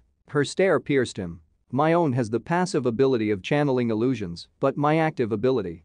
With scarce warning, Mito threw her hands to the sides, and the dragons shot out in every direction, neatly piercing every one of the larger chains that formed the dome, is to destroy the structure of any chakra structure it encounters.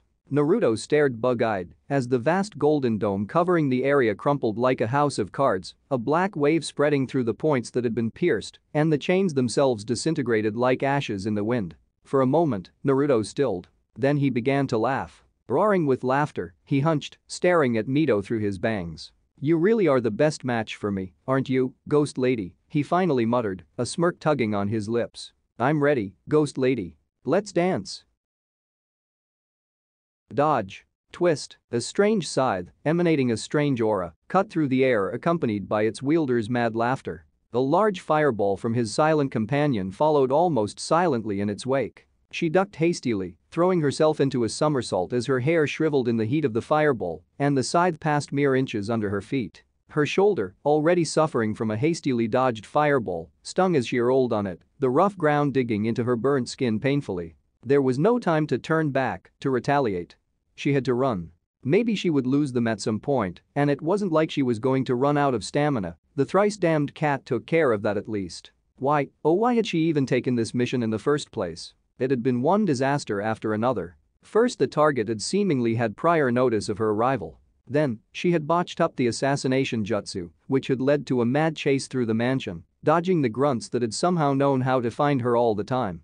And she had not gone a mile from finally escaping them before the two weirdos in black and red cloaks had come out of the woodwork to attack her. Worst of it was the fact that she was not even supposed to be here. With her obvious problems in the stealth department and her preference for fire release and explosions, she was obviously not the type of ninja that was routinely called upon to perform assassinations. In fact, the only reason she had been on this mission was that she had needed a mission of this type on her file for her promotion to Jonin. Some antiquated law about Jonin being proficient in all areas. Well, that had worked out well, she thought wryly. She wouldn't usually flee, especially since it seemed that these two were planning to capture her alive. But on top of her exhaustion from her earlier battles, she could also feel that these particular ninja were beyond her means to defeat, even with the meager assistance that the demon cat gave her. So here she was, trying to evade the two unknown shinobi who she just couldn't seem to shake off. Instinct screaming, she just managed to jump up to avoid a wide sweep of the scythe. She gritted her teeth. The two shinobi were playing with her like a demon before eating its prey, and she was finding that being the prey was something that she didn't like it at all. Being chased, fearing for her life. It brought back memories of a time when she had feared for her life daily. She shuddered as she nimbly somersaulted over a wide beam of crackling lightning. Her life under the third Rikage's iron hand was something she would rather not remember. A mad cackle came from the man carrying the scythe. "Afraid, are we, girlie?" He leered, a disturbing smirk on his face. "Run. Let me enjoy the chase, little kitty cat." For a moment she faltered, the words bringing back memories she had long tried to suppress. "So how are you today, my little kitty cat?" She shivered involuntarily before she shook her head, trying to regain her equilibrium. She couldn't falter here, not now with so much at stake. If she could just get to Kumo now, she would be declared a jonin. Perhaps then she would get the same acceptance and respect that Killer Bee, the Hachibi Jinchuriki, got in Kumo. The words themselves, however, were shocking, hinting at their knowledge that she was a Jinchuriki. It was a secret meant to stay strictly within the upper echelons of Kumo's hierarchy. According to Killer Bee, the current Rikage's adopted brother, even the Lightning Daimyo only knew that it was a Kunoichi who hid the Nibi, not any particulars. These men were security risks, not to mention that they were apparently very strong. According to her fledgling chakra sensing, the covered man had more chakra than even the Rikage. On top of all the other things that had gone wrong. She couldn't bring these people back to Kumo.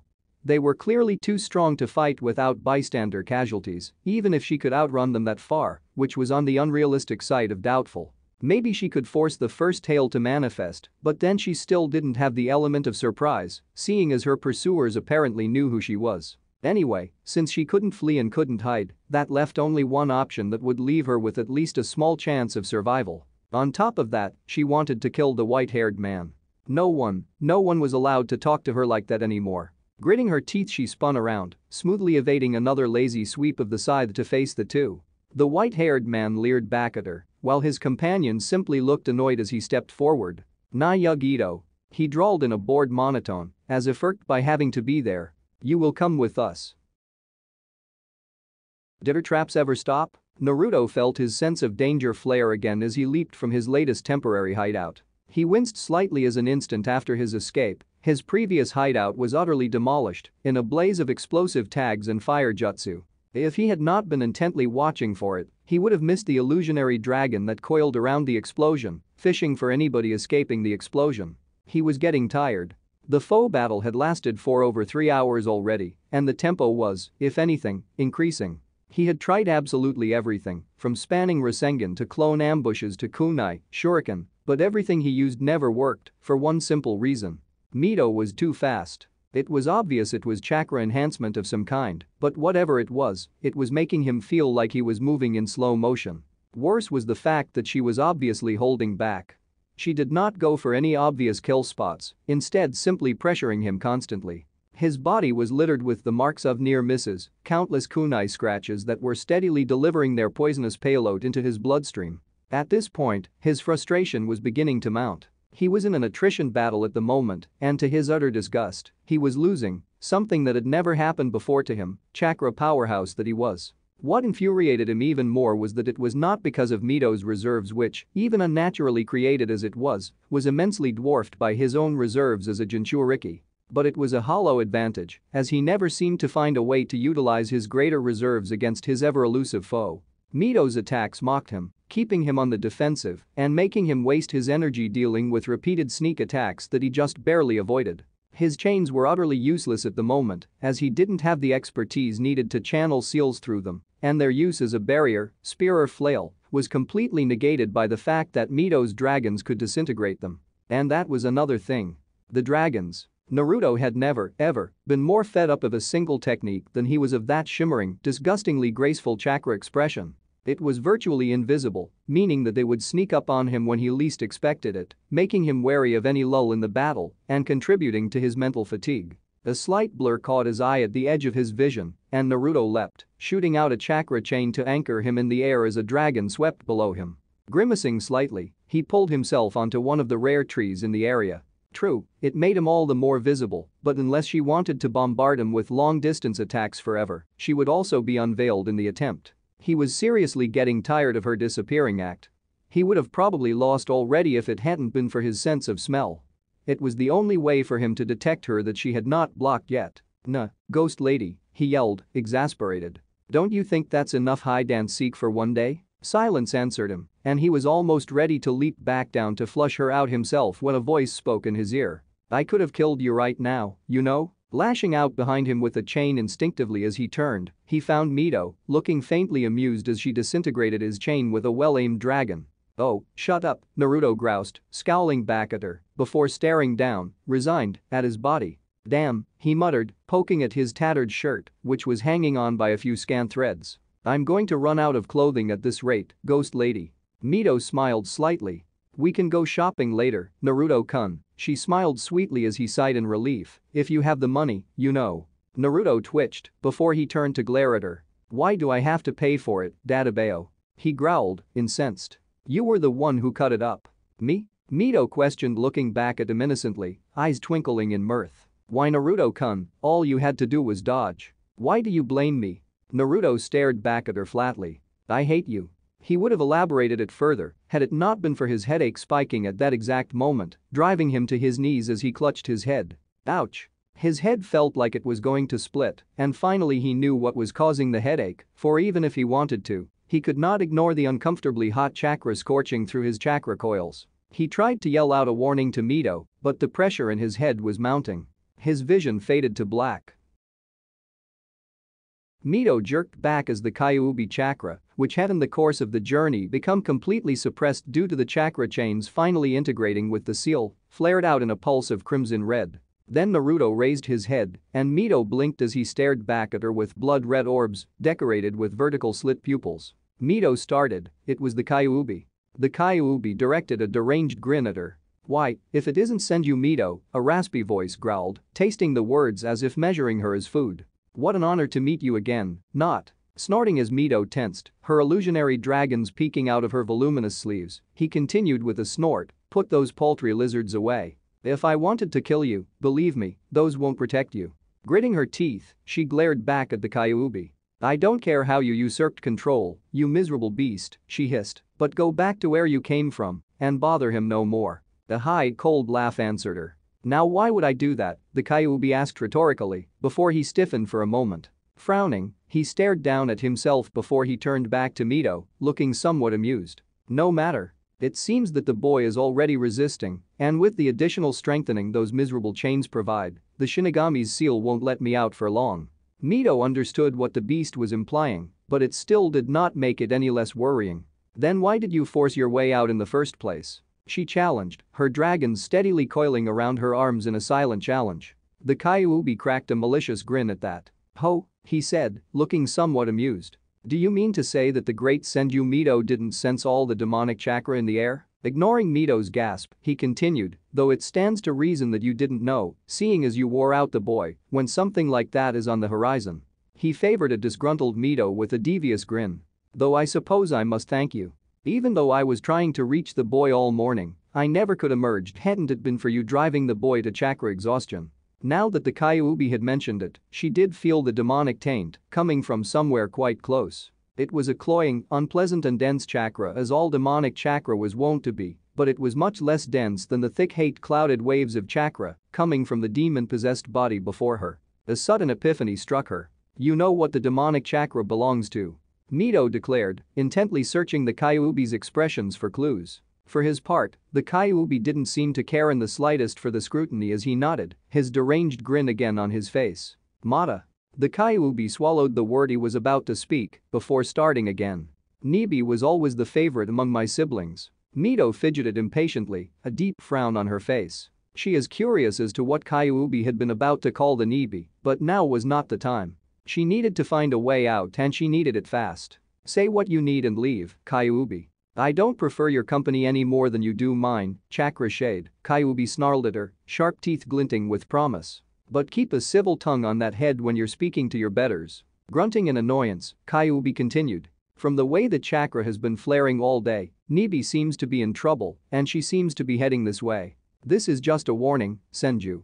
Both the brat and Nibi better be alright when this is all over." Mito stared at the beast, shocked into silence. She had to admit, it was mixed with some disbelief that it had presumed to order her about. However, she was more concerned about the fact that the Nibi was coming their way, even though it was the second weakest of the Bijuu. Any Bijuu was not good odds to face alone, even for her late husband. And she was hardly at full power. She could fight just as well as she used to, but her chakra capacity was hardly anything to boast about in this form. On top of that, Kyuubi seemed to think that the Nibi needed to be protected, something both baffling and alarming if true. For if the beast was facing something that could possibly defeat it, what chance did they have, especially seeing that the pervert had disappeared once again, off to see one of his contacts. Sanada had told her that all the tailed beasts were sealed though. Maybe it was a Jinchuriki? That would make it both easier and harder to save them. Easier since all they would need to do would be to spirit her away, and harder because if it was a Jinchuriki from a hostile country, they could probably attack her. It was not her favorite scenario to protect someone as they tried to kill you. But if some group was methodically collecting all the Jinchuriki, she didn't really like the prospects of even one beast falling into their hands. She nodded at Kyuubi. Kyuubi grunted in acknowledgement before his body seemed to shudder. Looking down again, the Kyuubi clicked his tongue in annoyance. "Gee. Looks like my time is up," he said as his piercing feral gaze caught hers for a final time. "Remember, Senju. Don't disappoint me." A moment later, Naruto's form slumped, almost falling over if it hadn't been for Mito hastily catching him. Blurry eyes looked up at her with some surprise. Ghost lady." Naruto whispered hoarsely, "What happened?" Mito's eyes softened a fraction, but she still didn't speak. What could she say? "Sorry Naruto-kun, the Kyuubi broke free to have a conversation with me. He sounds quite civilized too, really. Oh and by the way, we've got a tailed beast that's probably getting attacked right now, who the Kyuubi ordered us to protect." Somehow, she had a feeling that would not be a suitable reply. So instead, she helped Naruto to his feet, palming one of her trusted kunai while reaching inside her kimono for reassurance. Hopefully she wouldn't have to use it this time, she preferred to use it as a last resort. She seemed to be pulling too many of her aces out as it was. A blaze of chakra erupted in the distance, midnight blue flames spreading in an ever-widening circle, heading towards them. Through the explosion of killing intent and smoke, the first thing they noticed was a female figure wrapped in a turquoise chakra cloak that crouched facing away from them, hissing in challenge at an unseen enemy. Naruto, who had just got to his feet, gaped in shock. "Ghost lady." He began hesitantly. "Is that what I think it is?" Mito smiled mirthlessly as she observed what was going on carefully, searching for any sign that they had been detected. "If you're thinking a Jinchuriki suddenly burst out of the woodwork, you're probably right," she stated dryly, looking at Naruto out of the corner of her eyes. "Can you fight?" Looking at his clothes speculatively, Naruto grunted in assent. "Did you heal me, ghost lady?" he muttered, eyeing his body through his tattered clothes with a hint of disbelief. "It's like I was never injured in the first place, and I could have sworn I was running low on chakra before I collapsed." Mito shifted guiltily. "I'll tell you, later," she said evasively. "Right now, we have to focus on whoever's attacking a Jinchuriki so frivolously and still maintaining the upper hand, as the state of our blonde friend down there implies." Naruto frowned at her before shaking his head. Dismissing the subject as not urgent, he turned to stare at the dissipating smoke cloud, veiling the Jinchuriki's opponents from their sight, but as no more attacks seemed immediately forthcoming, so he turned his attention instead to the feral figure below them. It was a tall girl who looked to be in her early 20s and was dressed in a dark gray two-tone uniform that somewhat resembled Konoha's Anbu armor. Her hair, though blonde as Mito had said, was much milder than his had been, reaching an almost green shade in the harsh sunlight. Knotted and tied into a simple wrapped braid that fell down her back. Her profile, what little he could see from his view, hinted at feline eyes and an oval face. She also seemed to be grimacing in pain, the cause of which was apparent as the smoking ruin that was her combat vest's right shoulder. Naruto winced in sympathy. Burn wounds were never fun. Ending the temporary lull in what seemed like a long-winded chase, a large and rather peculiar scythe tore towards the girl, startling both him and the figure below. The girl hunched, facing the oncoming scythe defiantly as she let loose a roar empowered with her Bijuu, creating a sudden air pressure that tore at the surroundings. Destruction followed in the wake of the pressure wave, leaving shrubs uprooted and throwing the incoming scythe back in the direction it came from. Naruto tensed, preparing to jump into the fray, when a hand clamped down on his shoulder, holding it in a steady grip. Naruto stared at her. "Not yet." Mito hissed out of the corner of her mouth, eyes fixed on the scene below. We still don't know who she's facing, and if we just jump in she's likely to attack us as well. But whoever's attacking her is strong, Naruto-kun. She interrupted him, strong enough to attack a Jinchuriki in the open, without any apparent trap. She looked into his eyes for a moment, as if what she had said had a deeper meaning, before she returned to the scrutiny of the scene below. Echoing her, he turned back to watching the Jinchuriki, his thoughts awhirl with disturbing conjecture. Truly, who did he know of that would willingly attack Jinchuriki knowingly? There were the people who considered almost being killed a challenge, of course, the nuts like Guy-sensei, but it was generally considered suicide to go against a Jinchuriki using their Bijuu. After all, Gaara did not have such a fearsome reputation for nothing. That these people were willing to do so and drag it out told him a lot about the type of opponents his fellow Jinchuriki was facing. Well, this looks like a fair pickle, doesn't it? A deep voice rumbled from beside him. Heart pounding in his chest, he twisted around to face this newest threat. Damn it, was everybody going to get the drop on him today? Instead of the mysterious assailant that was attacking the Jinchuriki girl below him, what he got instead was a yawning toad sage, slumped against a nearby bough with his hands behind his head, looking utterly relaxed. Iro-senin. He fumed, glaring at the unrepentant man, as Mito nodded in acknowledgement of his presence. The man in question waved back at him cheerily. Hello, brat. Didn't expect to meet up with Akatsuki so soon. Reaching out with an armor-plated hand, Jiraiya proceeded to tousle his hair with a grin on his face. Though with your track record, brat, maybe I should have expected this. Naruto shrugged off his hand irritably, turning away from the toad sage with a huff. Below them, the Jinchuriki girl was now on the defensive, using what looked like extended claws emerging from her fingernails to tear apart the fireballs spewed by a strange masked creature. Whatever it was definitely not a shinobi. As soon as Jiraiya had mentioned Akatsuki, Naruto had stiffened. He remembered the Akatsuki very well. Cold fish-like eyes and a bloodthirsty maniacal grin set on blue skin. Blank eyes that contained a sinisterly swirling Sharingan. The suffocating, unbelievable pressure of their chakra bearing down on him. Huh, so he's here. Jiraiya stated conversationally, breaking him out of his reverie with a start. Mito turned towards Jiraiya at the declaration, her faintly interested gaze falling on him intently. You know who's behind that thing? Naruto muttered, looking at the strange creature that was torching the ground below. No. I've heard about this guy though. Kakuzu of Taki. Mito tensed, a soft gasp escaping her lips. Perhaps she knew him? Sometimes, Naruto really didn't know what went on inside her head. He's a bounty hunter, Jiraiya continued, oblivious to Mito's sudden interest, though I didn't know he joined Akatsuki until now. I smiled, suddenly reminding Naruto of Kakashi. Perhaps Kakashi had picked up the habit from him? The log knew that man didn't have one original thought in his head. Anyway, don't worry your pretty little head over this, brat. Let the grown-ups take care of this. That remark only deserved one response, and Naruto gave it gladly. It was somewhat satisfying to see the overexuberant man cowering under the combined withering glares of Mito and him. That's a Jinchuriki down there, Iro-senin, Naruto said shortly, watching the battle below with narrowed eyes, and we take care of our own, Databeo. Below them, the girl dodged yet another blast from another mask, this time water coming from another mask. But Mito was right, at least for now. It was not yet time. They would intrude only if it was necessary, and even then, the best that he would be able to do would be to rescue her. The last thing they needed was to let the Akatsuki know who and where they were. Just then, one of the girl's opponents came into view, a tall thin man who was bleeding profusely from what looked like claw marks across his chest. He had slicked back bleached hair and an insane grin on his face, but what really stood out was the Akatsuki cloak and his scythe. Somehow it didn't seem like the type of person to control puppets. Somewhat doubtfully, he turned to Jiraiya. That's Kakuzu? He asked, pointing at the man, who was laughing insanely as he swung his scythe at the girl, who blocked it with her claws. To his surprise, Jiraiya was looking grim as he studied the newcomer. No, he said at length, this must be his partner. Never thought I'll see him with my eyes. Under his breath, he added, and I wish I never did. His list of crimes. Jiraiya looked at Mito and him, an unnaturally serious look on his face. If, Jiraiya paused, looking at Naruto's face. When we go down to rescue her, whatever you do don't let him get your blood. If he does, you're dead. Naruto looked at Jiraiya, puzzled. Why? That's Hidan the Jashinist. Jiraiya answered. They. Mito interrupted him abruptly, a disgusted look on her face. Don't tell me Jashinism still exists. I thought Hashirama already killed them all off, you know.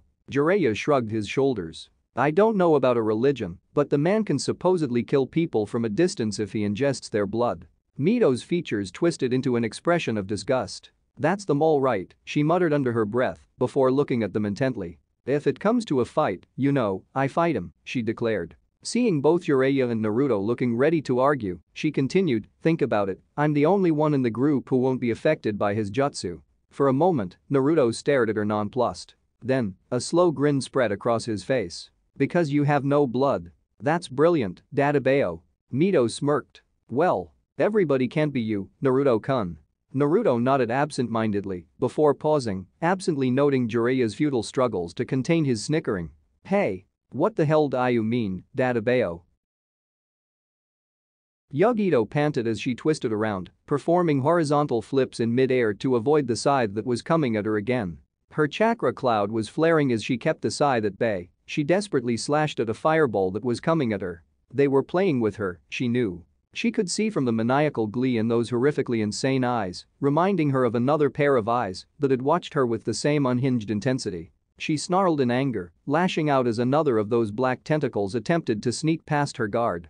Pirouetting, she struck out with her foot, her toenails extending into claws as it cut right through the tentacle. "What the hell's your problem?" she yelled, backpedaling as unobtrusively as possible while fending off the unending barrage. Her only hope was to draw out the battle, turning it into a running battle while somehow attracting any Kumo shinobi around here. Given some room, she had much more of a chance to take them on and actually survive than she did now. She didn't really expect a response, however, so she was somewhat shocked when the white-haired one, who had been called Hidan by the other, gave her an insanely creepy leer. "Hell yeah. Give me more pain. It hurts so beautifully, doesn't it?" She choked up in laughter even as the scythe missed the tip of her nose by inches, causing her to jump back hastily. Laughter really wasn't advisable at this point, but she couldn't help snickering hysterically. It was the only thing that kept her from breaking down and giving up. All the time spent, all the years wasted, all the blood spilled, both hers and of others, and it had come to this. She was dancing to the tune of two overwhelmingly powerful ninja, waiting for them to kill her. "What are you laughing at?" Hidan roared, sounding genuinely angry. "You think my religion's a joke, do you? Fucking heathen. I'm going to sacrifice you to Jashin. Lightning release? False darkness." The gravelly voice belonging to Hidan's teammate came from behind him, and suddenly a spear of lightning shot through Hidan's chest, heading straight for her. Without any time to dodge, she crossed her arms in front of her and flared Nibi's chakra, hoping to soften the inevitable blow. It didn't. With the force of a boulder, the lightning jutsu crashed into her, and suddenly she was airborne. A moment later, her already burned shoulder hit the ground roughly, and she went rolling along the ground, crashing through trees as a guttural scream escaped her. She could taste blood in her mouth, and her hands, which had fortunately been the only part of her body to be directly exposed to the lightning jutsu, were so numb that she couldn't feel anything, even though she could see a jagged piece of bone protruding from her forearm. For a moment she was paralyzed, muscles tensing involuntarily at the charge as she stared at the oncoming scythe. When the scythe was mere inches from her face, she pulled up her legs, kicking the blade away as she somersaulted backwards one-handed. Even then, her right arm was clearly out of commission, wrenched and burnt at the shoulder and broken at the forearm. She was obviously not going to be able to use it anytime soon. Thus she was not ready for it when the pain hit, causing her to yell out, her legs giving out as white-hot lances of pain raced up her body. For a moment, she had dared to hope that the tentacle man, as she called him in his head, had killed his partner in order to get a surprise shot in, though it had faded when that scythe had almost taken her head off again. Now, looking at them, she found Hidan yelling at his partner, seeming totally unconcerned with the gaping hole through his chest which exposed his innards to the air. "So, you're still alive?" Both of them turned towards her when she spoke. Hidan's smirk grew wider. "Fucking same to you." Hidan shouted back with an insane grin. "Ready to play some more, little kitty cat?" Kitty cat. No, it wasn't him, it wasn't, but the pain and the disorientation and the shock settling in took their toll, and suddenly she wasn't seeing the white-haired Jashinist anymore. A dark face with dirty yellow hair peering over her as deep-set eyes watched her intently. "Hello, my little kitty cat, ready for your training?" Her vision swam as she groaned, pitching forward into a barely controlled crouch. "How is my little pet today?" Blue chakra erupted around her in an uncontrolled inferno, and her world faded to black. Now. Both Mito and Jiraiya uttered the word at the same time. In a flicker of shunshin, Jiraiya was down next to the Jinchuriki, while Mito had gone completely invisible, only the slight light disturbance in her wake showing that she was speeding towards the Akatsuki members. It was just not fair, he thought while idly sitting on the tree branch, that they were keeping him out of the action. True, he wasn't at their level yet, today's spar with Mito had proved it amply. Still, it felt wrong to sit in the sidelines, and he could fight. Down below him, Jiraiya had slapped a seal on the convulsing form of the Jinchuriki girl.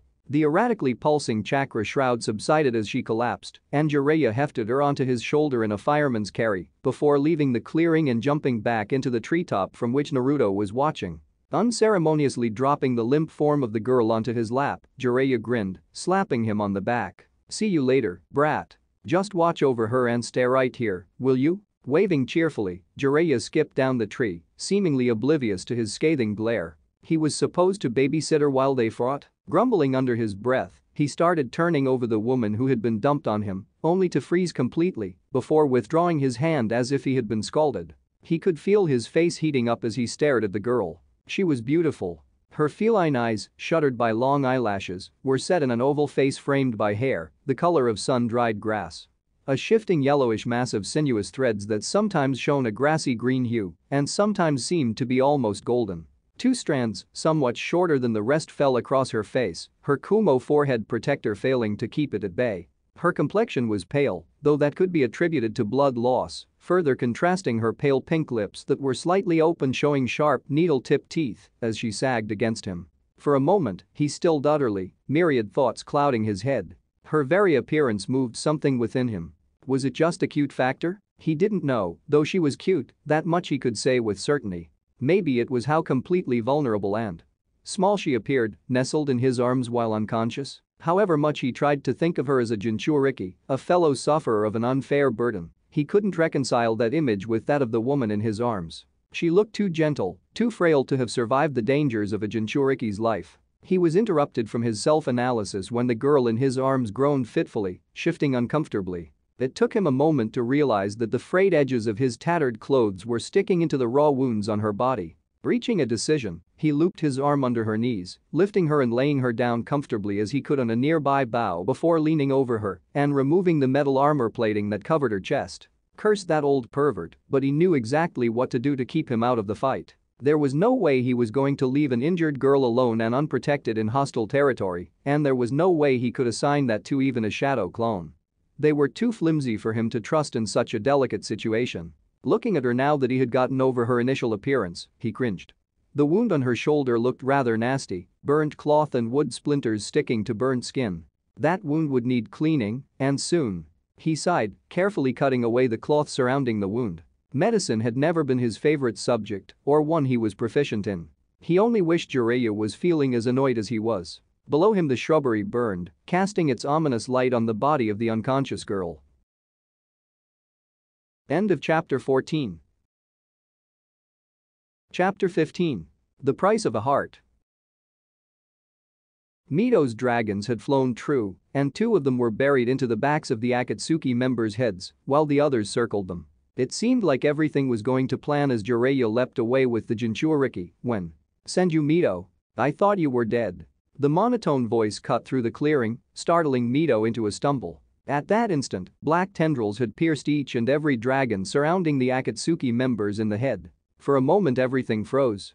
Then, both the tendrils and dragons seemed to rot and disintegrate. As they disintegrated, they revealed Hidan and Kakuzu standing in place, looking intently at Mito. Well, Kakuzu was looking interested. Hidan merely seemed to become even crazier than before. Recovering from her surprise, Mito gracefully landed in front of them, her kimono flowing around her as she smiled gently at them. "Hello Kakuzu-chan," she said conversationally. "You've changed. And not in a good way, I have to say." She added, tilting her head in inquiry. "I hope you aren't planning to, settle down. I really don't think any woman would willingly go with you when you look like that." Kakuzu stared back at her. Next to him, Hidan roared with laughter. "And, really," Mito continued in a disapproving tone, "I understand teenage rebellion and all but aren't you a little old for all that?" Hidan stepped between them, his crazed eyes firmly fixed on Mito. Kakuzu, can we not kill her?" he asked, leering at her. "I don't think Jashin-sama will mind." Mito's lips twitched as she retrieved two kunai. "He's not the brightest, is he?" she asked Kakuzu, nodding her head towards Hidan. "Could I interest you two in a deal?" Mito continued. You leave without the Jinchuriki, and we go our way, and no one gets hurt. I've come a long way from when I fought your husband, woman. Kakuzu responded in a monotone. I don't know how you are still alive, but you are no longer in my league. What kind of pansy arse deal is that? Hidan, looking insulted, spoke up. Hey Kakuzu. Who the fuck is this? That's Senju Mito, wife of Senju Hashirama. Kakuzu answered after a short pause, his unnaturally colored eyes firmly fixed on Mito. What? His hand gripping one of his extendable spears so hard it cracked, he directed a bloodthirsty look at Kakuzu. I've changed my mind. He declared, taking a threatening step towards Mito. I'm going to kill her, and I'm going to sacrifice the heathen to Jashin as payment for all the Jashinists her heathen of a husband killed. Do what you want. Kakuzu grunted, looking away from Mito and staring at their surroundings. I came for the bounty of the Nayugito, and I won't go back without it. Well, Mito interrupted, I'm sorry, but I can't let you do that. She smiled sweetly, shrugging apologetically. You know, being a past Jinchuriki and all. It's just not good manners to let you take her, you know? She materialized her dragons, otherwise looking utterly relaxed. So no hard feelings? Suddenly she leaned forward gracefully, just avoiding Hidan's scythe as it suddenly flew towards him from behind her. When she straightened back up, it was to come face to face with a tsunami of Kakuzu's tendrils aimed at her face, while Hidan followed in their wake, a deranged grin on his face and his scythe swinging towards her torso. The tentacles blocked off her escape route, and even though she knew the Jashinist couldn't use his rituals on her, it still didn't mean she wanted that cursed scythe anywhere near her. Her kunai gaining a slight yellow glow due to chakra channeling, she turned on her heel while cutting through the first wave of tentacles before she brought her kunai up in a cross block, locking Hidan's blade between them. Hidan's face leered over hers before she abruptly jerked the block, pulling him off his feet and into Kakuzu's attack. As Hidan was skewered through by Kakuzu, she jumped back, gaining some distance. As Kakuzu retrieved his tentacles, the masks in his back broke free, revealing themselves to be the monsters that had harassed Yugito earlier. Hidan roared in pain, blood spurting from his puncture wounds as he fell onto his knees. Mito's dragons formed a vortex around her, spinning in ever-rising, dizzying circles around her before they shot towards the two. Circling behind her, the fire mask and the wind mask fired together, a roiling ball of white-hot flames rushing towards her, setting fire to the shrubbery around them. When Mito was about to twist away, a wall of mud suddenly appeared between them, nullifying the attack. As the flames died down, it revealed a man crouched on top of the wall, his hands still slapped on top of the mud wall that he erected as a subtle killing intent flared. The mud wall crumbled into debris as Jiraiya landed softly behind Mito, a slight frown on his face. Hey, it's not good form to gang up on a lady. Flashing a glance at Mito, he nodded towards Kakuzu. I thought the plan was to not be seen? Mito shrugged. I was itching for a fight, you know. It gets boring beating up brats and perverts. I'm not a pervert, I'm the super pervert. Jiraiya countered. I wasn't thinking of you when I said pervert, brat, Mito noted, a small smile on her face. But if it fits, you know. Oh shut up, Jiraiya groused. You aren't very bright if your idea of fighting someone who isn't a pervert is that. He gestured towards Kakuzu. He looks like he could star in Icha Icha Aliens as the alien. Mito nodded thoughtfully. Yes, maybe he's a bit of a pervert. She perked up, smiling cheerily at the nonplussed Jiraiya. Still, he seems to be forgetting some lessons my husband taught him, so I thought I could, you know, give him a little. Private lesson? Jiraiya choked back his laughter. That was just wrong, he said, shaking his head in mock despair. Sometimes you are incorrigible, you know? It doesn't matter what you wish to do. Kakuzu interrupted them, sounding almost bored. You're going to die anyway. Kakuzu's fire mask and wind mask loomed in front of them, opening their cavernous mouths. The creatures seemed to bubble before they bulged. A second later, simultaneously, they exploded with a deafening explosion that showered their surroundings in a spray of brackish blood. Kakuzu clutched at his chest, snarling in rage as Mito smirked. I thought you were going to leave him to me? Jiraiya complained. That's just not fair. Mito's lips twitched in a hint of a grin, even as Hidan rushed to re-engage her. I don't know what you're talking about, she declared. I didn't touch him. Humph. Jiraiya snorted, rushing forward towards Kakuzu's main body, running through a series of seals. For all the complaining about brattiness in others, sometimes you're brattier than the brat. Pausing at the snake seal, he inhaled. Doten. Rose thorn protrusion. As he exhaled, several small globs of mud flew out of his mouth, landing in a circle around Kakuzu. As soon as they hit the ground, they seemed to sprout, huge curved spikes of earth building itself up, branching out of itself as they attempted to trap Kakuzu. However, each time an earth spike came anywhere near him, it was sliced with one of the black tentacles that protruded from Kakuzu's body. Retaliating, Kakuzu directed his water mask towards him, issuing a torrent of highly pressurized water barreling towards him, even as a stitched hand extended, attempting to pin him by the throat. Jiraiya ducked out of the way of the hand, slamming his hand down on the ground to raise an earth wall to protect him from the water. When Kakuzu's following large-scale lightning attack pierced the hastily constructed earth wall, Jiraiya had already retreated out of reach, a slight grin on his lips. For an S-rank missing nin, you surely aren't proving much of a challenge. Jiraiya noted, raising an eyebrow in question. Surely you can do better than that? Kakuzu caught his eye silently before cracking his neck as he took off his coat, completely revealing his patchwork-decorated torso. Very well, he growled, his skin separating at the stitches to allow a profusion of black tendrils to poke out. Just remember, Jiraiya of the Sannin, that you asked for it when I take your beating heart out of your chest and use it to replace the heart your partner took.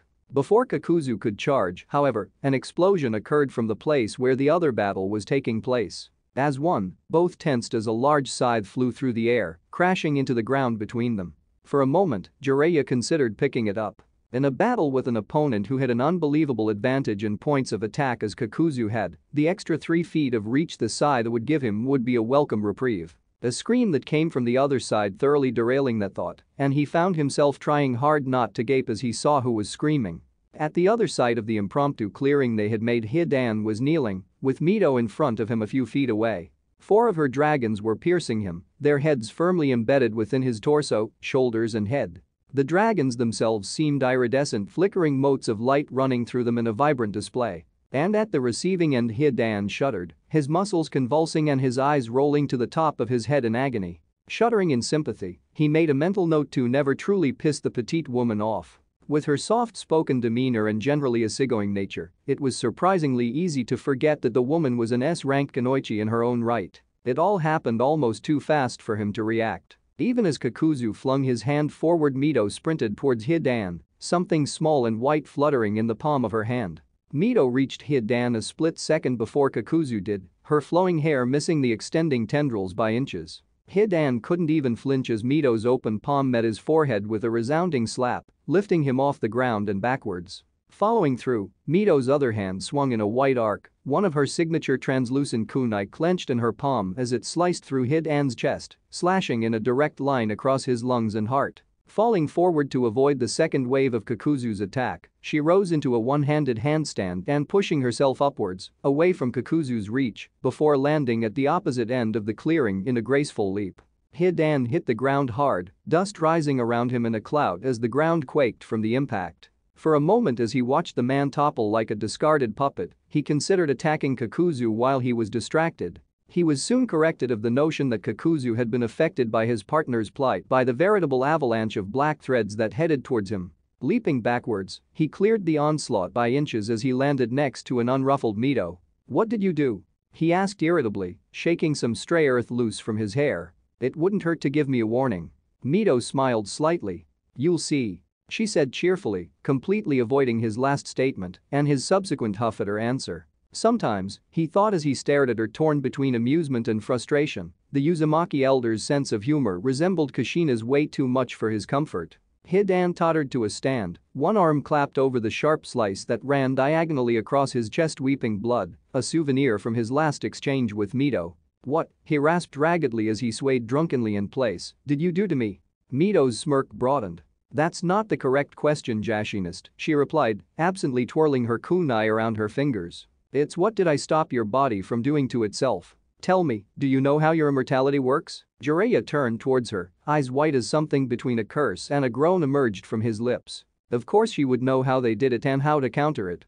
It was only one of the most sought-after jutsu in the elemental nations after all. How many Kage would slaughter whole nations for a jutsu that would give them an effectively immortal army? He didn't even want to think about, and admitting that she knew about it as casually as that. Hidan drew himself up to his full height with some difficulty, blood streaming down his front, and his fingers curled desperately around the collapsible spear that he was using to prop himself up. His jaw set in a grimace of pain, he sneered at Mito. "I don't know what you did, woman, but you've managed to piss me off." His hands clenched, and out of the corner of his eyes he saw Mito start.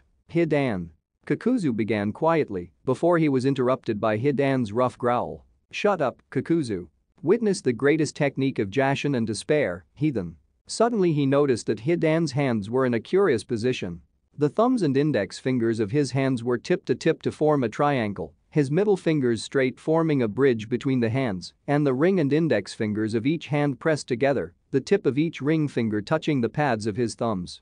Together it formed the rough simile of an inverted triangle within a triangle. Suddenly Mito burst into action, shooting past him and heading towards a savagely grinning Hidan, dodging Kakuzu's half-hearted attempts to protect his partner. Stop him!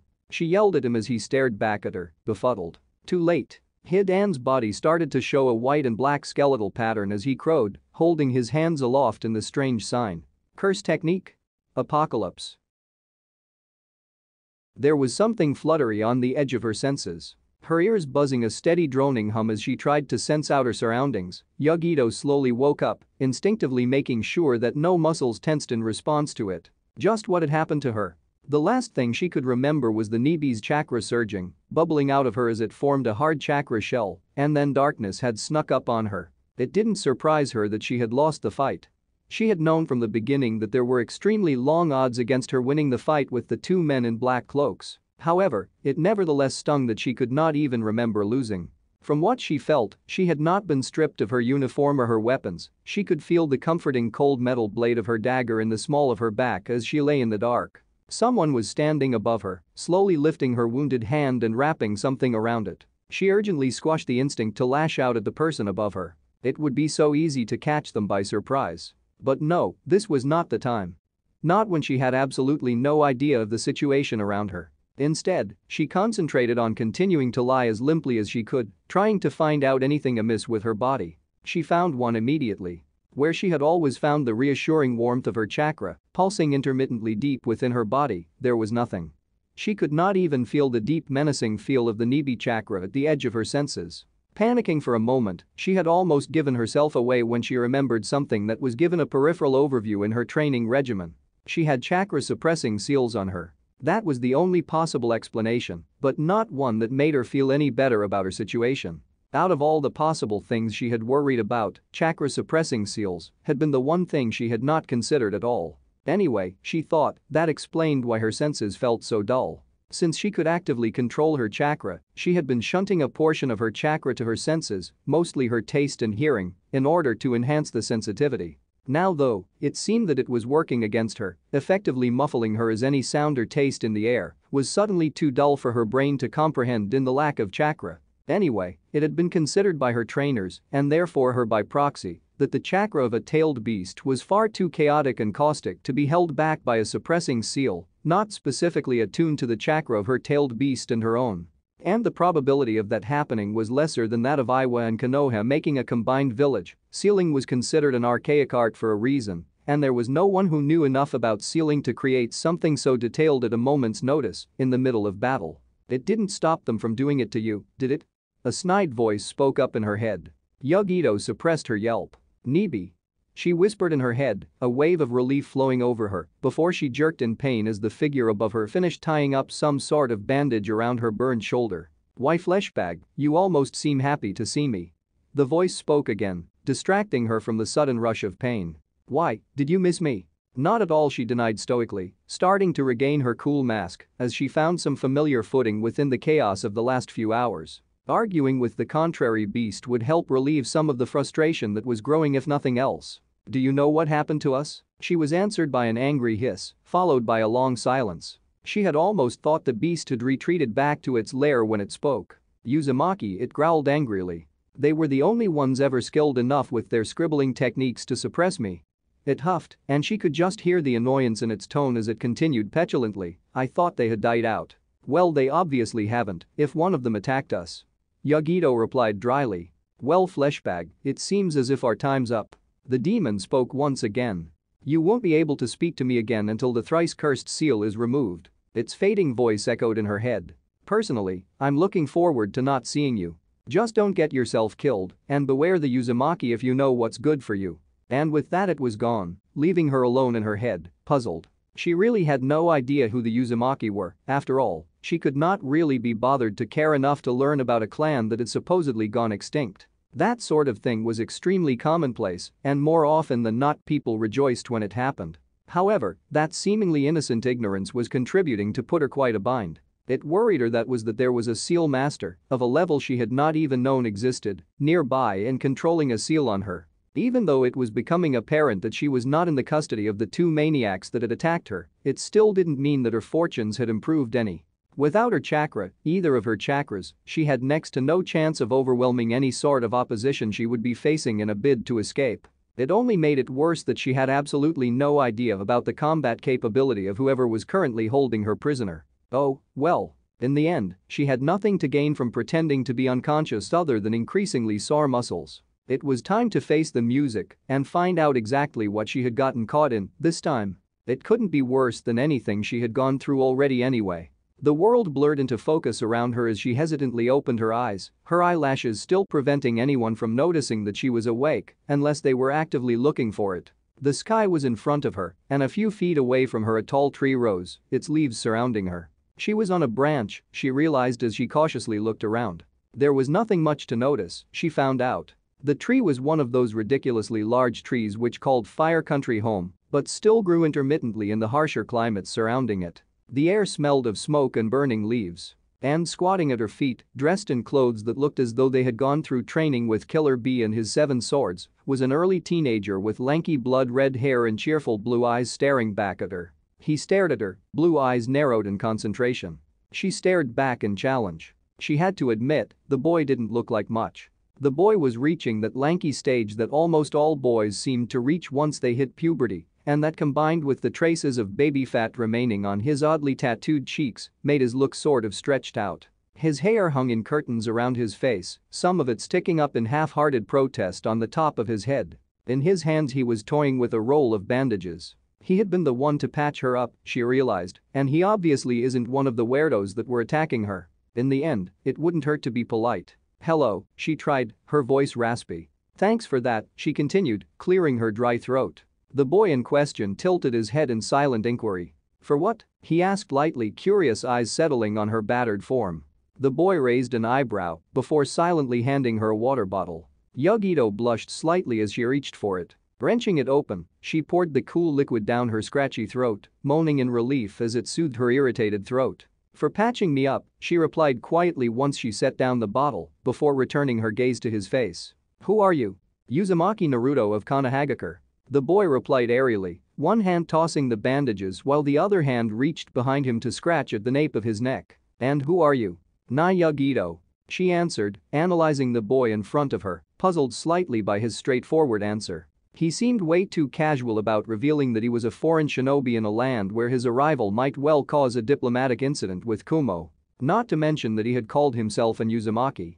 Surely he couldn't have been the one to seal away her chakra? The boy seemed perfectly at ease though, so he probably knew her chakra was sealed, though he didn't seem to have realized that he was next to a Kumo Kunoichi.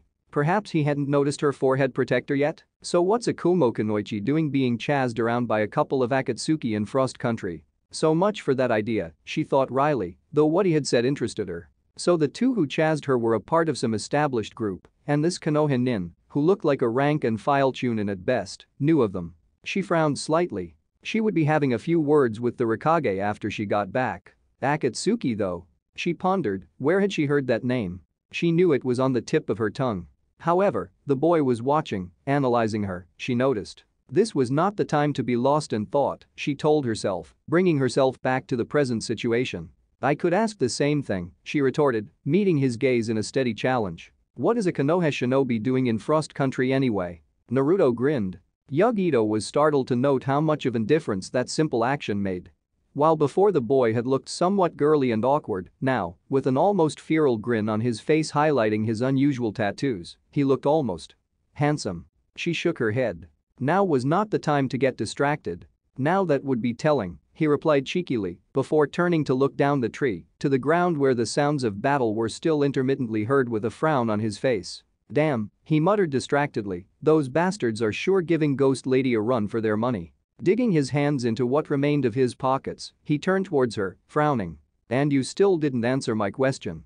What's a Jinchuariki doing so far out of her country? Yugito tensed involuntarily, cursing up a storm in her mind. Then she noticed Naruto looking at her amusedly. How did you know that? She hissed at him, sitting up and using the moment to hide the fact that one hand was slowly reached into her boot. If only she could get to the dagger in time. Relax, Naruto called out lazily, looking at her hand from the corner of his eyes. She froze in place. Do you really think I would have let you wake up if I was any threat to you? Slowly pulling her hand back, she got up warily. How dare that? That boy tell her what to do? Summoning her fiercest scowl to her face, she loomed over the relaxed form of Naruto. Remove the chakra seal. Now. Naruto chuckled. Sorry. No can do.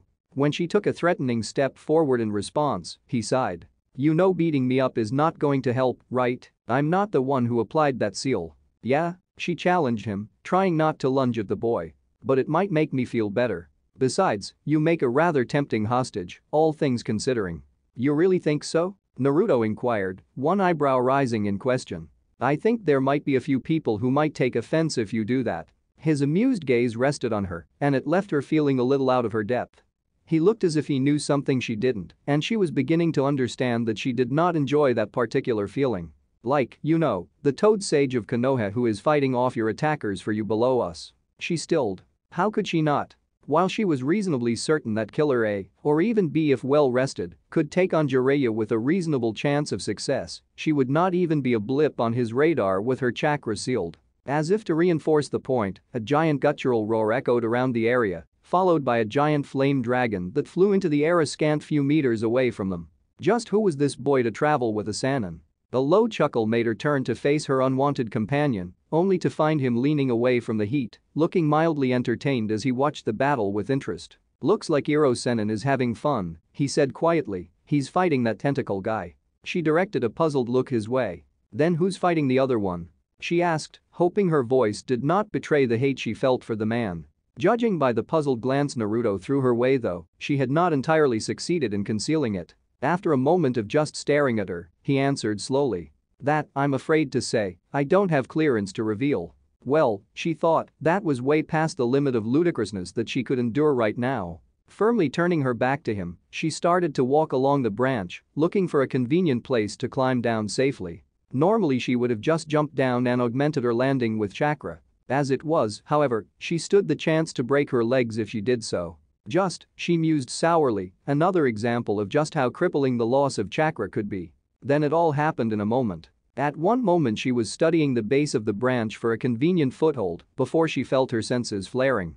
Cursing her uncooperative body, she twisted to put up her arms in front of her face. However, she was interrupted mid-turn by a wave of something slamming into her, making her lose her balance. Look out! Then a pair of arms was around her, holding her as they toppled out of the tree.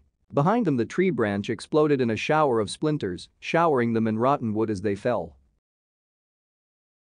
Mito stared in mounting horror as the Jashinist finished his ritual. Even as she rushed forward to attempt to stop it, she knew instinctively that she would be too late. Cursing under her breath at her own carelessness, Mito leapt backwards, intent on widening the gap between them as the technique initiated.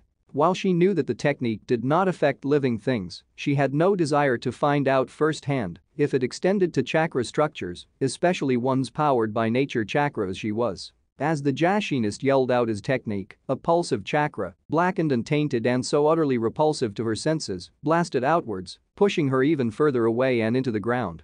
Kakuzu had anchored himself into the ground, thereby holding his ground. Jiraiya, on the other hand, wasn't so lucky, being caught up in the blast and hurled out of the scorched clearing. Oh, shit, she muttered, the unfamiliar expletive slipping out of her as she witnessed the aftermath of the technique, one she had hoped to never witness after the time her husband had faced it. In its wake, the ground, already scorched and pockmarked and deformed by the battle, began to disintegrate. In a rapidly growing circle the earth was crumbling, forming whitish brittle sand in its place, as something gelatinous and sickly purple seeped out and into Hidan, causing his wounds to steam closed. As she watched in horror the surroundings were turning into a dusty wasteland, with Hidan at the center, wreathed in the sickly purple gelatinous mass that had leached out of the ground. He was grinning insanely. The final jutsu of the Jashinists was what Hashirama had termed an abomination. A crime against nature itself. In its first stage, it leached out the life energy of the surrounding area, which restored the user to their prime health. Then, The remainder would be corrupted to form a gel-like substance coating the user that would cause almost instant necrosis in any living thing it was exposed to. It was a disgusting way to kill someone, even for a ninja. As the wave passed under her, she cringed. Trusting your existence to your work was all well and good, she found, as long as you weren't gambling on an uncertainty. However, it seemed her doubts were unfounded. It passed her with a sandy rustle, leeching everything it touched from any life, but it seemed to be totally oblivious to her presence. Still, her seals had worked. Now all that remained was to kill the fool who had made it necessary. She barely managed to suppress a groan as a dull thud sounded in the distance, followed by an impressive round of swearing. Recognizing the voice even through the rather impressive vocabulary, she frowned. She hadn't calculated on Jiraiya's absence, and she had definitely not wanted Naruto anywhere near the battlefield. She sighed dejectedly, her hand straying to the one pocket in her pouch that was not showing the wear and tear of everyday use. She had hoped to put off using this for a while longer. But perhaps it was time she and her companion reunited, after all. Finally getting back to his feet, Naruto looked around the dust bowl the surrounding had turned into, his mind rapidly analyzing the battleground before them. Mito was slowly getting back to her feet, looking noticeably less pristine than her usual, while Jiraiya was completely missing, only the trail of uprooted shrubs providing any clue as to where the toad sage had gone. Meanwhile, the two Akatsuki were an exceedingly daunting sight, with countless black threads swirling around one and a purple gel-like substance covering the other. He had to admit, this battle was not looking too good for them. In hindsight, it had been rather stupid of him to stop so close to the battle itself, but at the time he had been more concerned with being close enough to be found by either Jiraiya or Mito if necessary. He had gambled on the possibility that there were more Akatsuki in the area, on the probability that the fight between 4S ranks would reach them all the way out there. Well, he thought ruefully, it seemed to have worked in exactly the opposite way to what he had intended. Beside him, Yugito got up hastily, her whole body tensing as she stared at the two shinobi in front of her. Crap, she cursed, her claws extending as she shared a look with him. They were just playing with me, weren't they? He raised an eyebrow in reply, looking at Mito intently. It seems so, yes, he said slowly, even as he nodded. Following his gaze, her eyes came to rest on Mito with a puzzled frown. Who is that? Sorry, I can't tell you. He answered, his chakra rising slowly to blanket him from the overwhelmingly vile feel of the chakra surrounding Hidan. It was making him nauseous. You've seen more than you ought to have already. You probably shouldn't go snooping for more. In front of them, Hidan had turned to look at the pair, the manic glint in his eye, giving the two Jinchuriki the creeps. Hidan spoke up loudly, staring at him from across the clearing wonderingly. Say, Kakuzu. Doesn't that look like the Kyuubi Jinchuriki? He could feel Yugito gape beside him, but he ignored it to focus on the upcoming battle, his chains poking out from under his skin. Kakuzu snorted. That is not the Jinchuriki, he stated flatly. According to Itachi, the Kyuubi Jinchuriki has blonde hair and tanned skin. Dull green eyes bored into Naruto as he continued. However, he is between us and the bounty, so do whatever you want with them. He turned towards Mito, his black tendrils flexing around him. I'll take care of the woman. Heh? Hidan chuckled sinisterly, turning to face Kakuzu. You think I'm going to let you handle the woman? She's going to make a wonderful sacrifice to Jashin-sama. And exactly how do you plan to beat her? Kakuzu retorted blandly, hunching over as his water mask separated from his back once more. I know the woman and I know how she fights. You don't. She will fall under Jashin-sama's might, like everyone else. Hidan boasted, throwing his arm out. With a whoosh, his scythe soared into his hand, the handle meeting his palm with a fleshy sound as he swung it around expertly for a brief moment before he settled into a stance. The purple substance surrounding him seemed to be attracted to the scythe where it seemed to accumulate, with the scythe itself glowing with a sinister purple aura as more and more of the substance sunk into it. Naruto had had enough. Looking at Mito, panting shallowly as she stood hunched over and favoring her left side, he felt an unnatural calm settle on him. To hurt her in front of him, how dare they? In a swirl of shunshin, he had picked up Yugito and moved in front of Mito. Gently placing a surprised Yugito in the arms of an equally surprised Mito, he turned back to the Akatsuki, staring at them coldly, even as he addressed Mito. Ghost lady, he called out quietly, can you fight? Of course, Naruto-kun, she replied, somewhat flustered. She opened her mouth to tell him to retreat before she caught the obstinate set of his jaw and his eyes, cold flecks of ice as he stared down his opponents. She knew those eyes well enough. She had seen them in her father after her sisters had been killed, she had seen them in Tobirama after Madara had mortally wounded Hashirama, and when her son had gone after Hanzo of the Salamander. And as in each case, she knew that she wouldn't be able to persuade him to let go, to retreat and save his own life. At least if she didn't oppose him, she would be on hand to control the aftermath. With a resigned sigh, she nodded. I can take them down, just buy me some time. How much? As long as possible. For a moment Naruto stilled before he nodded tersely in acknowledgement. Turning to the Akatsuki, who were staring down at him, his smile turned mocking. Well, what are you waiting for? Hidan stepped forward, signaling Kakuzu to stay back and ignoring his annoyed frown. You know, you heathen bastard, you are going to make a fine sacrifice to Jashin-sama, he proclaimed as he leant forward, rotating his scythe above his head, leaving a trail of purple behind it before he charged. He met the challenge with a grin, reinforcing his kunai with chakra chains to strengthen them as he parried the initial charge, using the momentum to twist to his side. Immediately dropping to the ground, he swept his leg around in a low kick while running through a series of hand seals, turning to face Hidan with his cheeks bulging. Futon. Great breakthrough. Hidan, who had been in the process of bringing his scythe down in a vertical slash, found himself caught in surprise and having already lost his footing was thrown away as the fierce gale of the wind jutsu impacted him. Having managed to barely twist around to face Naruto, he crashed into the sand below with an explosion of dust obscuring his landing. The next moment Naruto was dodging an elongated scythe that had looped above him heading towards him from one side. Simultaneously Hidan burst through the dust cloud, another of his spears held in front of him like a lance. Humph, Naruto snorted, expressing 4 chains in the cardinal directions around his body. Spike chains. Atomic separator. The chains started to whip around Naruto anti-clockwise, each also spinning in its own axis, as the tree trunk-sized chains swung with the weight of an Akamichi into the place where Hidan was. Only to disappear, each chain shorter than it was before. He had just managed to see the swing of the scythe. Shocked, he barely managed to avoid the swing of the scythe. As it passed above him leaving a trail of purple corrupted chakra in the air, he glared at a grinning Hidan. What, boy, surprised? Gritting his teeth, Naruto roared as chains rose into the air again, hanging in mid-air. He cracked his neck, wordlessly conjuring Rasengan on each chain tip. Underneath his feet, unseen to any but the most attentive, more chains burrowed stealthily underground. Naruto smirked slightly. Even if they did notice his chains, they wouldn't be expecting what he was hoping to do with them. The scythe came back at him, but this time he was ready for it. Anchoring himself using the chains on his feet he shot upwards, clearing over 30 feet in one bound as the Rasengan-tipped chins converged on Hidan. Underground, his chains sprouted above ground before the side blades extended, forming a multitude of smaller chains that converged to form a bulb-like structure. As another Rasengan in his free hand crashed into the scythe flying below, the miniature chains snapped open in a miniature version of the atomic separator, striking at Hidan's shins and cutting them to the bone.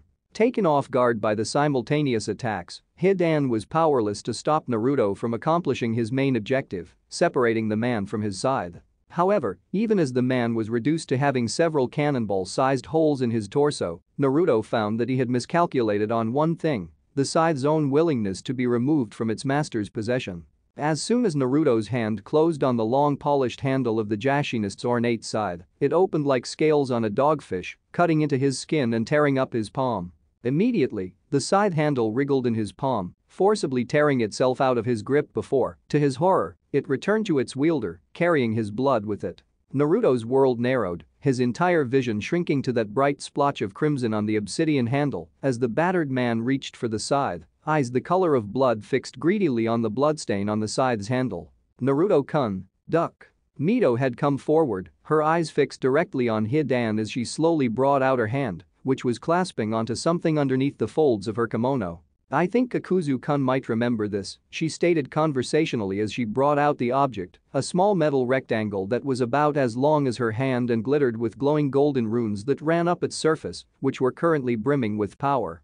Kakuzu, with an expression that was close to fear on his face, sunshined in front of a puzzled Hidan, who had almost ingested the blood on his scythe. It would be a shame if you forgot her, you know. My Heartblade is not one that can be easily forgotten, is it? Instinctively reacting to Mito's command, Naruto ducked, using the chains attached to his feet to pull his body to the ground. He slammed into the ground spread eagle on his stomach, just managing to get there when a sharp whistle assaulted his ears. It was immediately followed by a searing light that scorched his eyes even with his eyelids closed. As the shrill whistle died down, a whisper carried in the wind. "Awaken, golden seductress."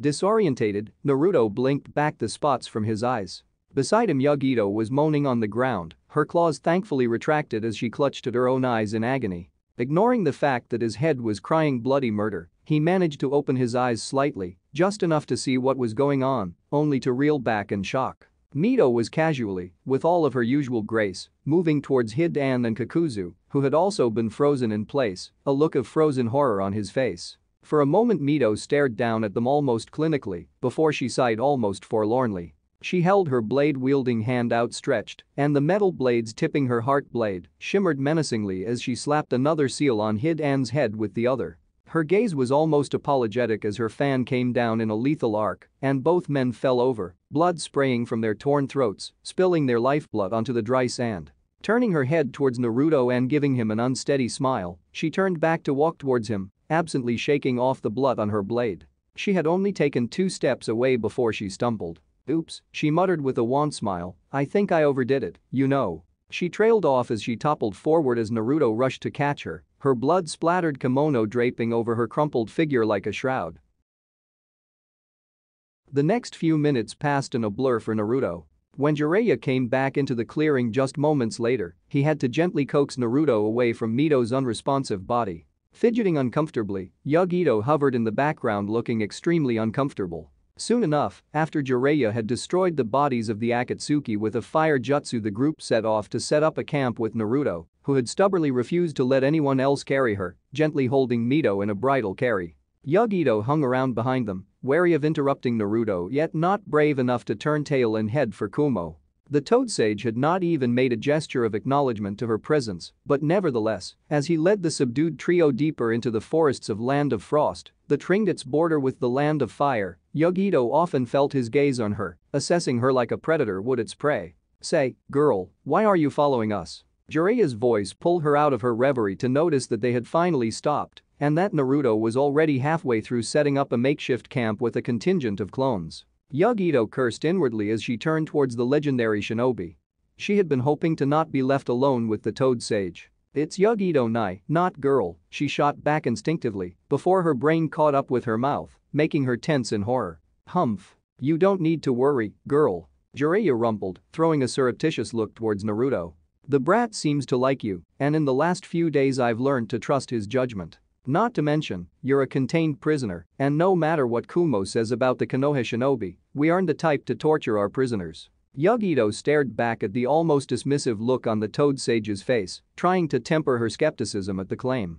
After all that Konoha had done to Lord Gashira, one of the only men to treat her decently during her younger days, when he had gone to the ill-fated peace talks following the Third War, he still had the audacity to claim that Konoha were as honorable as they tried to portray? Still, she wasn't in the position to argue, not now. Right now all she could do was hope to get the blasted seal off her. And she would not be getting any closer to that objective by trying to debate the finer points of Konoha's hypocrisy. "I wasn't sure I was allowed to leave," she replied at last. "And it's not like I can travel to Kumo with this damn chakra seal on me." "Ah."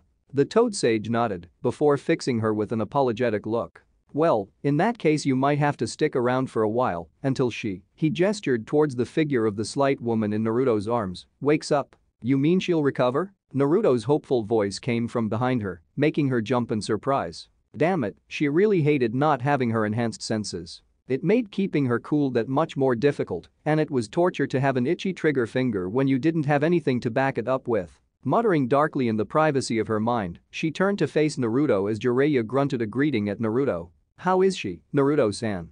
Naruto, who she noticed was looking a little worn down, shrugged helplessly as he slumped onto a nearby half-rotted log, hands over his face. Still unresponsive, he mumbled tiredly, "Though her physical chakra shell seems to have recovered. Of course if it's just chakra exhaustion, she'll be up before noon tomorrow," Jiraiya interjected.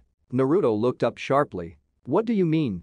You mean you didn't feel it?" Naruto tilted his head slightly, looking at Jiraiya curiously. "Notice what?" Jiraiya's eyebrows were trying to reach his hairline.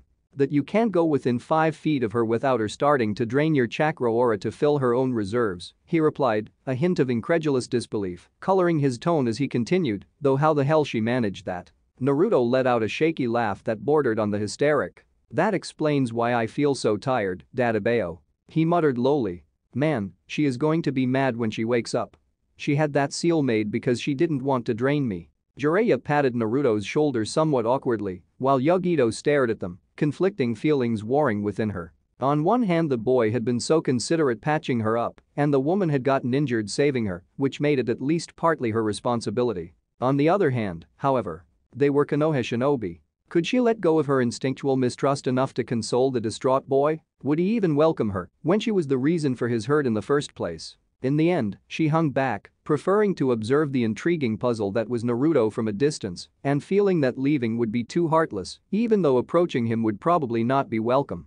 And as she watched his pale face peer blankly through his thin fingers, she couldn't help thinking that this mission would change her in a way she couldn't even comprehend. In the very center of the clearing that had recently seen a battle between S-rank shinobi was a rather strange sight. The dusty sand, scorched courtesy of Jiraiya's hasty cremation of the Akatsuki, was being disturbed as a strange creature, pitch black and featureless, burrowed into one of the burnt bodies lying on it. Once it burrowed completely into the figure, leaving only a scratched white mask. The movement stopped completely before the blackened corpse that it had burrowed into struggled to its feet. Kakuzu cracked his neck, staring at the dead body of his ex-partner with an expression approaching disdain before he turned aside with a snort. Leader Sama will want to hear about this, he said out loud, walking calmly away from Hidan's body as tendrils of his earth grudge fear technique traveled under his stitched skin and his body reconstituted itself. Indeed, a voice answered him as a green leaf-like protrusion emerged from the ground, splitting open to reveal a strange man.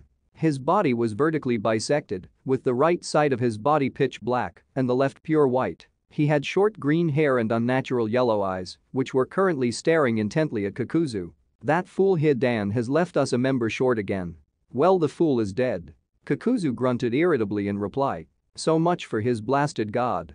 Yeah, I never liked that guy anyway. He almost caught us in that technique of his. A childlike voice replied, strangely also issuing from the same figure. Shut up, White Zetsu, Kakuzu grunted as he started walking out of the clearing. Where is Leader Sama? He's in the Omegakure base, and he wants you to report there immediately. Yeah, something about a new partner for you. Oh, I hope it's Toby this time. Bye. Kakuzu halted for a moment, ignoring the chatty white half as he looked back at the black half of the figure which was sinking back into the ground. Understood. Is it done, Kabuto? The scientist in question looked up from his perusal of an enormous book to greet his master who had slunk out of the shadows that veiled his lab. Ah, Orochimaru-sama, I didn't see you there. Turning back to the book, he neatly marked the page before he started walking deeper into the lab, beckoning Orochimaru, who was looking on with an indulgent smile, to follow. It is almost complete, Orochimaru-sama, he continued smarmily. Your latest serum has proved invaluable in retaining their original chakra composition while allowing any tweaking that you find necessary. And combined with the altered Ito Tensei seal, probability of success has gone up to 58%. Excellent work, Kabuto. Orochimaru said, observing the shelves they were passing with an unholy interest. And when will those specimens be ready? If Kabuto recognized the hint of a threat in his master's tone, he didn't make any mention of it. After all, slightly threatening was the best mood Orochimaru could be found in after the Sasuke fiasco. A small smirk played around his lips, torchlight glinting off his spectacles as he replied. Ah. They are doing excellently, Orochimaru-sama. Their active curse seals were proving to be a problem, but that has been worked around thanks to your new drug. In fact, they will be ready for deployment within a year, now that the latest drug series has finally tempered their free will. Stopping before a darkened chamber, Kabuto adjusted his spectacles self-consciously as he gestured to the doorway. Here they are, Orochimaru-sama. The snake Sannin brushed past him as he entered the darkened specimen vault, his flowing robes caressing his arm slightly as he passed. Entering behind Orochimaru, he found the man peering interestedly into the specimen capsules, a demented smirk on the serpentine lips. Excellent, Orochimaru hissed, one pale finger lightly caressing the glass wall of a capsule. Excellent. Let's see how you and Sanada-chan deal with this, Naruto-kun. Kuu. As the torch flickered in a slight breeze throwing the contents of the capsule into relief, the frozen, bloodless face of Tayuya stared back at them from within. End of chapter 15. Chapter 16. Of a Cat and a Fox. It was a frigid, lukewarm sun that rose over the camp. The slight breeze that wafted over the clearing carried with it the bone-chilling cold that was characteristic of frost country as Naruto sat atop a large branch, observing the rising sun in the distant horizon. It had been 3 days since the fateful fight between the Akatsuki and their motley group, and he was finding it harder to bear the stifling feel of the camp every passing day. The fact that Mito had yet to stir, and it was uncertain when, or indeed if, she would wake was not helping his nerves. After the first day, Jiraiya had returned to his routine of leaving early in the day to meet his contacts, leaving Yugito and him alone in the camp. It only served to worsen his mood. While he imagined he was not the best possible person to live with at the moment, Yugito was proving unbearable to live with. Needling him with taunts one moment and completely ignoring him the next. "Hey, you alright there? Speak of the devil and she shall appear." The question pulling him out of his thoughts, Naruto turned around to see Yugito standing on the branch, looking at him uncertainly. He did a double take. Her hair hung loose around her shoulders, lit up in the pale sunlight as she smiled tentatively. If he was honest with himself, he had to admit it was a rather tantalizing sight. As opposed to the unapproachable facade that she seemed to have put up in the beginning, she looked almost friendly. "Oh, hi, didn't see you there," he said after a moment, a small scowl coming to his face uninvited as he nevertheless gestured beside him. "Come on, why don't you sit here? The view's exceptional." Nodding slightly in acceptance, Yugito languidly walked up to him, bare feet padding on the soft bark. When she reached him, she crouched with feline grace, sitting on the branch languidly, her feet swinging off the edge. "Naruto-san, what are you doing here so early in the morning?" He laughed, rubbing the back of his head in a nervous gesture. "Nothing, really. Just admiring the sunrise." "Really?" Yugito turned to look at him, a thin delicate eyebrow raised in inquiry. "I prefer to watch sunsets, myself." "Most people do," Naruto replied, hugging his feet closer to himself to ward off the freezing wind. "Me, I don't mind them, but I've always found them a bit too cheerful at the end of the day, if you know what I mean." Yugito said noncommittally, leaning back on her elbows. "So what are you going to do today? I mean, you are on a training trip, right? How did you know that?" Startled, the words slipped out of him before he could regain his composure. Yugito smirked slightly. "Oh, that one was somewhat obvious, you have to admit," she drawled. "You are not on any bingo book I've seen, so you can't be some prodigy jonin or some such, and there is no other reason for two such obviously high-ranked ninja to lug around a pipsqueak like you." "Hey," Naruto grumbled, "I'll have you know I have a bigger reputation as a genin than most chunin have." Yugito nodded lazily, looking thoroughly unimpressed. Yeah, every genin thinks they're the best thing that's ever happened to the world. But you still didn't answer my question." Grumbling under his breath, Naruto turned away. "I'm already training," he said petulantly, staring at the sun to avoid looking at the smug grin that was adorning her face. Well, it was technically true. He did have 100 clones practicing calligraphy and basic sealing a small distance from the camp, and another contingent that was working to streamline his taijutsu stances, which were still troubling him. Still, he couldn't find it in himself to personally start anything. For all the advantages of the Kage Bunshin, he could not help sometimes feeling as if it was not worth it. When he was younger, whenever he had felt so helpless, he had simply soldiered on and reminded himself of something he had to do, something that had to be done to keep him from falling prey to his own thoughts. Now, however, he felt as if he was slowly going mad obsessing over Mito, and it was getting harder to not pawn off his training on a conveniently created clone and just brood. Last week, as soon as Jiraiya could manage, he had contacted Tsunade, who had sent over a Kutsuyu clone, only to confirm what both he and Jiraiya had suspected: whatever was responsible for Mito's collapse was not something that could be cured with conventional medical jutsu. The only thing he had thought of had been to forcibly inject her with chakra via a modified chakra vampire seal, an idea that had been immediately shot down by Jiraiya. He had explained that Mito's condition was probably caused by a mishap in her seal matrix in the first place, and adding a barely understood seal like the chakra vampire seal was a recipe for disaster, something, in retrospect, that Naruto should have foreseen himself. It still didn't help the fact that he missed her. Sometimes, it was just not worth waking up in the morning. Right? Yugito's drawl brought him out of his thoughts for the second time that day. Looking at her, he found her staring back at him mockingly. A mocking smile on her lips, she stretched out on the branch like a cat at noonday, draping herself around the branch and closing her eyes. "I'll leave you to your training then, eh, Naruto-san?" He glared at her still form, silently debating the advisability of pushing her off the branch before he turned away with a huff of annoyance. Just what was her problem? As the days continued, Mito continued to show no signs of improvement, and the atmosphere in the camp was getting correspondingly tense. Jiraiya was out more often than not tending to his intelligence network. In the meantime, Naruto and Yugito had settled into an uneasy truce. Yugito, at her insistence, had taken over the day-to-day duties of the camp from Jiraiya, using the monotonous work of hunting for food and looking after the camp to block out her frustration at her forced stay, her lack of chakra, and her complicated feelings regarding the Konoha shinobi. Naruto, meanwhile, had immersed himself in training.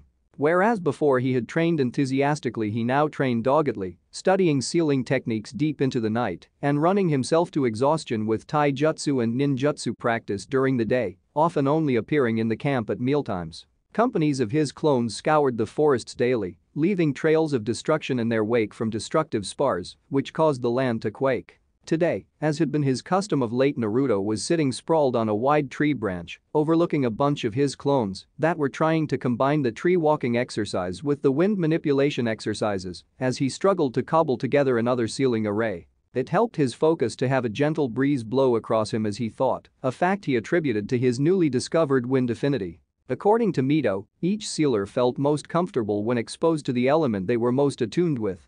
It was the reason Mito did her own sealing near rivers or ponds, and Jiraiya preferred underground chambers. It was also the reason not many people with lightning affinities became seal masters. Lightning was the rarest naturally present element and the harshest. His sealing had come a long way since he had started training. Even having an intuitive grasp of the art did not help the monotone of the theoretical lessons, but having practiced calligraphy for what amounted to more than a decade of study via clone training had straightened his script, improving it to the acceptable in Mito's opinion from the previous nightmarish. And his attention span had vastly improved now that he had an attentive teacher. Having studied the basic sealing methods, he was currently at the first difficult phase in his Fuinjutsu studies, seal innovation. He was supposed to present a series of basic functional seals of his own design for each of the main seal categories of barrier ward seals, genjutsu seals, elemental seals, general type seals, which included everything from sealing scrolls to the average Jinchuriki seals, time-space seals, and body augmentation seals. Yin-yang and divine seals were, according to Mito, far too volatile for him to learn at his stage of study. And he wanted to have all the seals in questions completed by the time Mito had recovered. He was currently working on the body augmentation seal. Body augmentation seals were the oddest discipline in Fuinjutsu, as they were seals that were directly drawn on a user's body. They were also the oldest type of seal known, and correspondingly, in his not inexperienced opinion, the weirdest. However, they were also the ones that called out to him the most. Amongst the varied sealing types, it was the one he was most proficient in, and the one he was most comfortable in experimenting with. It helped that body augmentation seals drawn on paper as opposed to a being with a living chakra network were duds, allowing a draw-then-edit approach without being afraid of accidentally dying in a freak accident. The seal he was trying to make incorporated a certain aspect of time-space seals and a slight touch of genjutsu seals into a larger body augmentation seal array, making it by far the most complicated seal that he had undertaken. He only hoped he didn't make a mistake. An upstroke. A circle enclosing it enclosed in a larger trinity knot of small katakana script, each apex curling anticlockwise to form a triskelion and connecting to a complex spiral of entwined kanji that lead to separate seals set at regular intervals around the centermost seal. Body still as a statue, his hand flowed above the paper with fluid grace, belying the urgency with which it moved. After continuing in the same manner for around 15 minutes, he completed the seal with a final circular stroke, enclosing the central structure in an arc that connected the two lower apex points via the topmost points. As he did so, the seal let out a flash of light that seeped into the paper and pulsed, before fluttering out with a gentle sigh. Naruto let out a relieved sigh, followed a moment later by a tired yell of triumph. Then, hands shaking in anticipation, he formed the Kage Bunshin seal as a single clone soundlessly formed beside him. "So boss, you want to do this now?" the clone asked as an eyebrow rose in question, receiving a curt nod in reply. Naruto settled in Seiza, baring his back and the nape of his neck as the clone moved behind him, rummaging in his equipment pouch for the seal engraving knife used to create body augmentation seals. Suddenly, a voice spoke from behind them, startling both him and the clone. "I knew you were impulsive and stupid, Naruto-san, but I didn't know you were suicidal." Eyes narrowing in surprise and anger, He turned around even as his clone dropped his sealing equipment kit in surprise. He found himself facing who he had half expected. Yugito was coolly leaning against a tree trunk, watching him with a detached amusement that was particularly aggravating. "Yugito," he greeted brusquely, trying to suppress his anger. "What are you doing here, and what do you want?" Still leaning casually against the tree and continuing to look the picture of indifference, Yugito shrugged. "Apparently, I'm watching you try to kill yourself. I would really prefer if you didn't do that though. It'll be rather hard to explain to Jiraiya-sama, and I have no desire of having a Sannin with a grudge after me." Naruto huffed indignantly, rising to his full height to glare at her. "I don't care what Iro-sennin has to say, what I do is none of your business. And for your information, I know what I'm doing." Yugito, looking totally unconcerned, shrugged in reply. "All right. Do it then, if it's that important to you. It's not like I'm responsible for you," she said snidely, "and when it goes wrong and you end up dead or worse, you can stay in a futon next to that woman forever." A hollow crack sounded as the brush Naruto had been using to draw the seal snapped, his hand holding onto its remnants in a white-knuckled grip as he glared daggers at Yugito. "That does it," his voice was scarcely above a whisper. His hand twitched in a reflexive action, and he just managed to stop himself before his fist was buried in her stomach. Ignoring the girl in front of him, he stared at his fist as if hypnotized, studying the broken brush fragments and the nimbus of chakra flaring around it with a kind of horrified fascination. Had he fallen that low to seriously attempt to hit a girl outside battle? When he finally spoke again, all emotion had leached out of it. "You and me, in an hour in front of the camp. We can solve our differences then."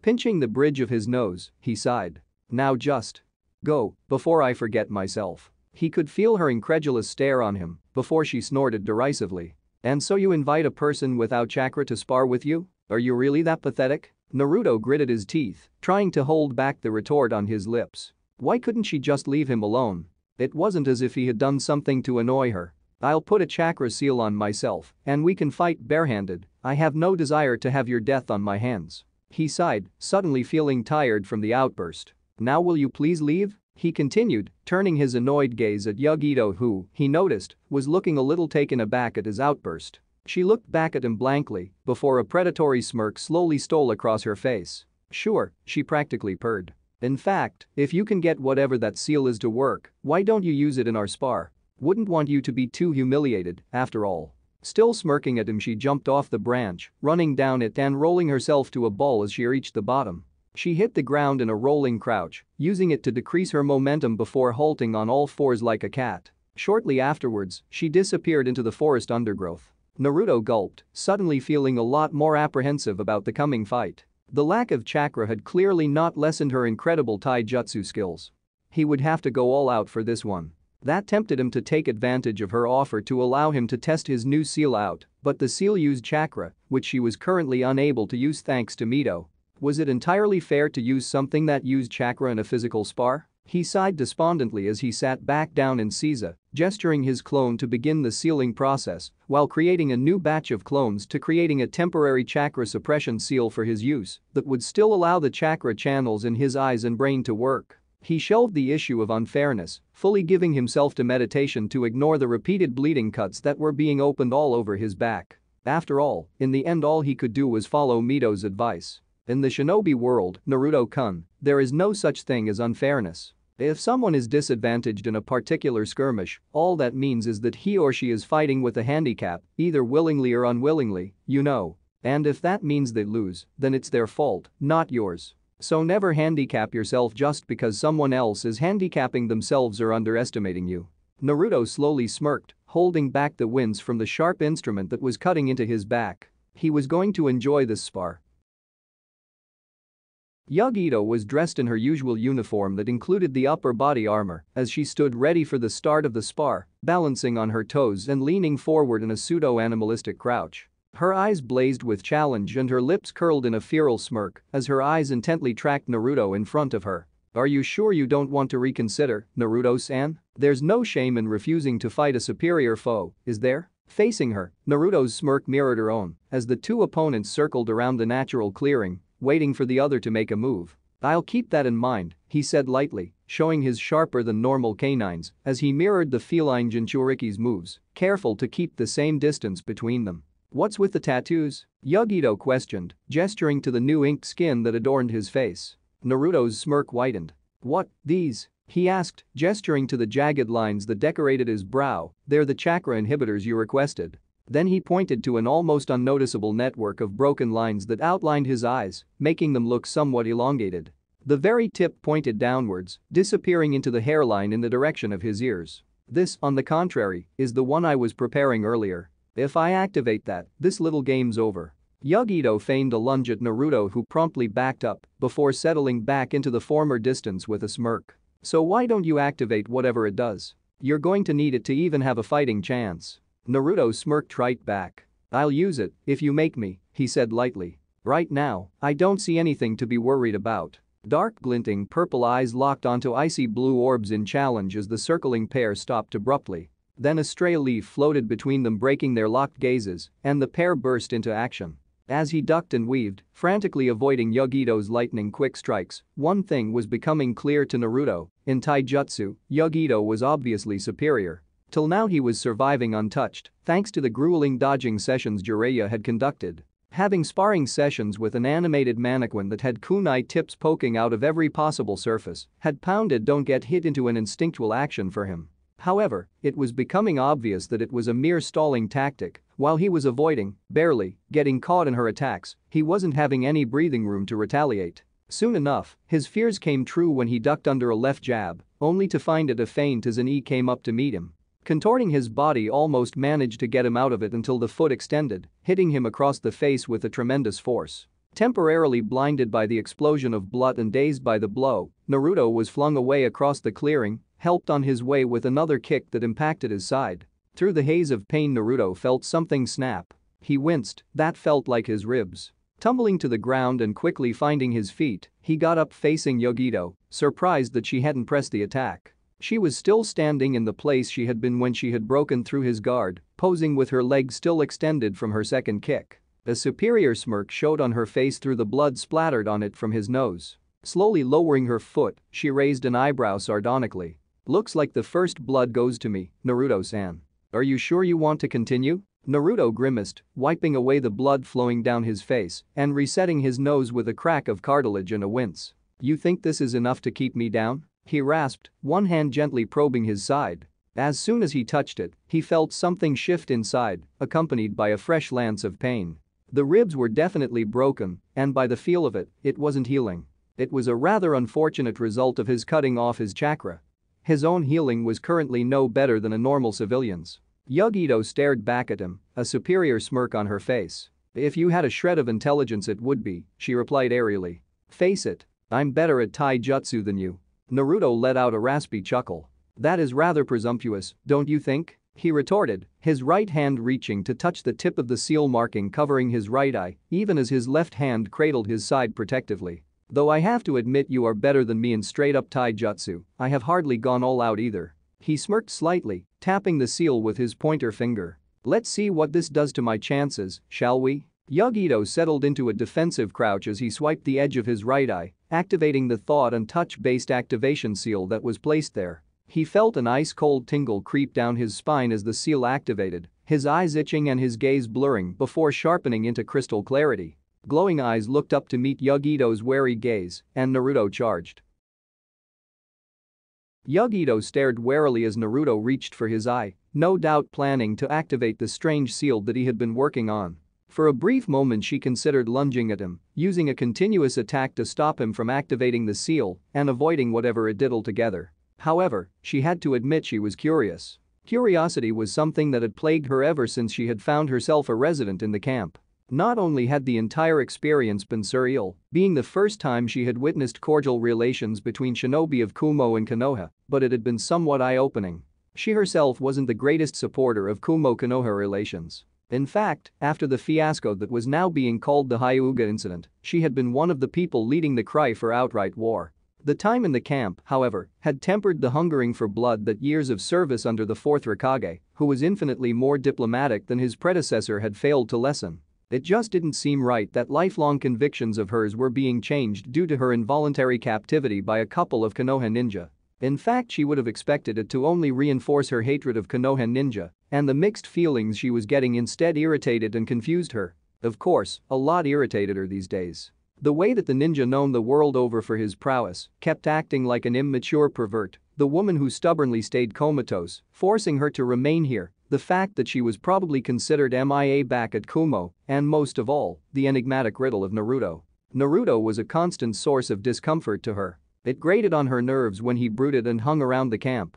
It made her feel uncomfortably guilty when he sat for hours at the woman's bedside, staring morosely. And it frustrated her when he returned to the camp long after dusk, looking like a herd of elephants had tussled with him only to eat mechanically before going back to his staring until he fell asleep sitting up. It made her feel responsible, as if she was at fault for what had happened to the woman. And she couldn't even justify to herself why she couldn't simply not care. Naruto was constantly in her thoughts, annoying her with his mere presence. Yugito sighed inwardly, wishing idly for the Nibi to be there. And that, she felt, captured her mood perfectly. It would be preferable to even have the disturbing, loathsome demon cat whispering in her head to the stillness and tense monotony that was bearing down upon her. That was the main reason she had needled Naruto into a fight in the first place. She had desperately needed to let off some steam, and the one person who was able to fight back and yet not accidentally kill her was the obvious choice. Of course, it helped that Naruto had already been quite annoyed with her from her constant sneering. Looking up, she was startled from her momentary contemplation by the sight of Naruto's eyes beginning to glow. Suddenly wide awake and somewhat intrigued, she watched as Naruto's eyes continued glowing brightly as if they were backlit, the effect truly startling in the darkness under the forest canopy. The small, almost invisible markings surrounding his eyes started to glow an eerie green in concert, and then Naruto's face seemed to almost slacken, an almost drugged grin coming to his face. By now Yugito was rather wary. Just what had the seal done to him? Even through the harsh glow, it was obvious that Naruto's pupils were dilated and he seemed to be almost trembling. And then suddenly he charged at her. Unconsciously falling back to weather the furious assault, she found herself rapidly getting overwhelmed. It was like she was facing a completely different opponent. Naruto seemed to have foregone any form of defense, instead opting to continuously batter down her own defenses. His strength had increased drastically too, as had his reflexes. Whenever she tried to maneuver herself out of a precarious position, he was already within her guard forcing her to abandon her plan. It was becoming clearer by the second that she had to do something drastic. Her forearms were starting to bruise from the punishing kicks that she kept blocking at the last moment. Yugito felt her own anger rise as a jab aimed at her throat deflected off a half-formed block to impact her left shoulder, sending debilitating pain running down her arm and blow that was bound to leave a purpling bruise tomorrow. Spinning with the blow and ignoring the pain racing up the entirety of her arm, she retaliated with an open-handed blow to his face that miraculously got through his guard. There was a crack before blood spurted out as Naruto's nose gave way for the second time. Internally wincing, she nevertheless made to retreat intent on taking a breather herself before something stopped her with a jerk. Her eyes widened in disbelief as she looked up. Naruto grinned back at her around the blood in her hand that was still extended and resting on his face. Both of his hands were up, but they were not protecting his face. Instead, both of his hands held her own in a steady, bruising grip. In that instant she knew what was going to happen before it did. Naruto twisted, wrenching her hand to his side as she tried to break his grip, to no avail. Off balance by the movement of her captured limb, she had no chance to recover before his foot slammed into her side with punishing force. Yugito curled around it instinctively, but that didn't help as a second kick followed the first before a third kick launched her out of his grip. Yugito tumbled across the clearing, stopping in a heap on the forest floor. Her mouth tasted of blood and bile and her whole body burned with pain. She was also in shock over the tactic Naruto had used. It was obvious now that her last blow hadn't got through on its own.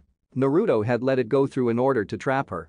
Looking up, she found that Naruto had retreated, looking at her worriedly. His eyes had lost their glow, she noticed somewhat deliriously as she tottered to a stand, one hand curled protectively around her torso and the other held in front of her to defend herself. "Why aren't you attacking?"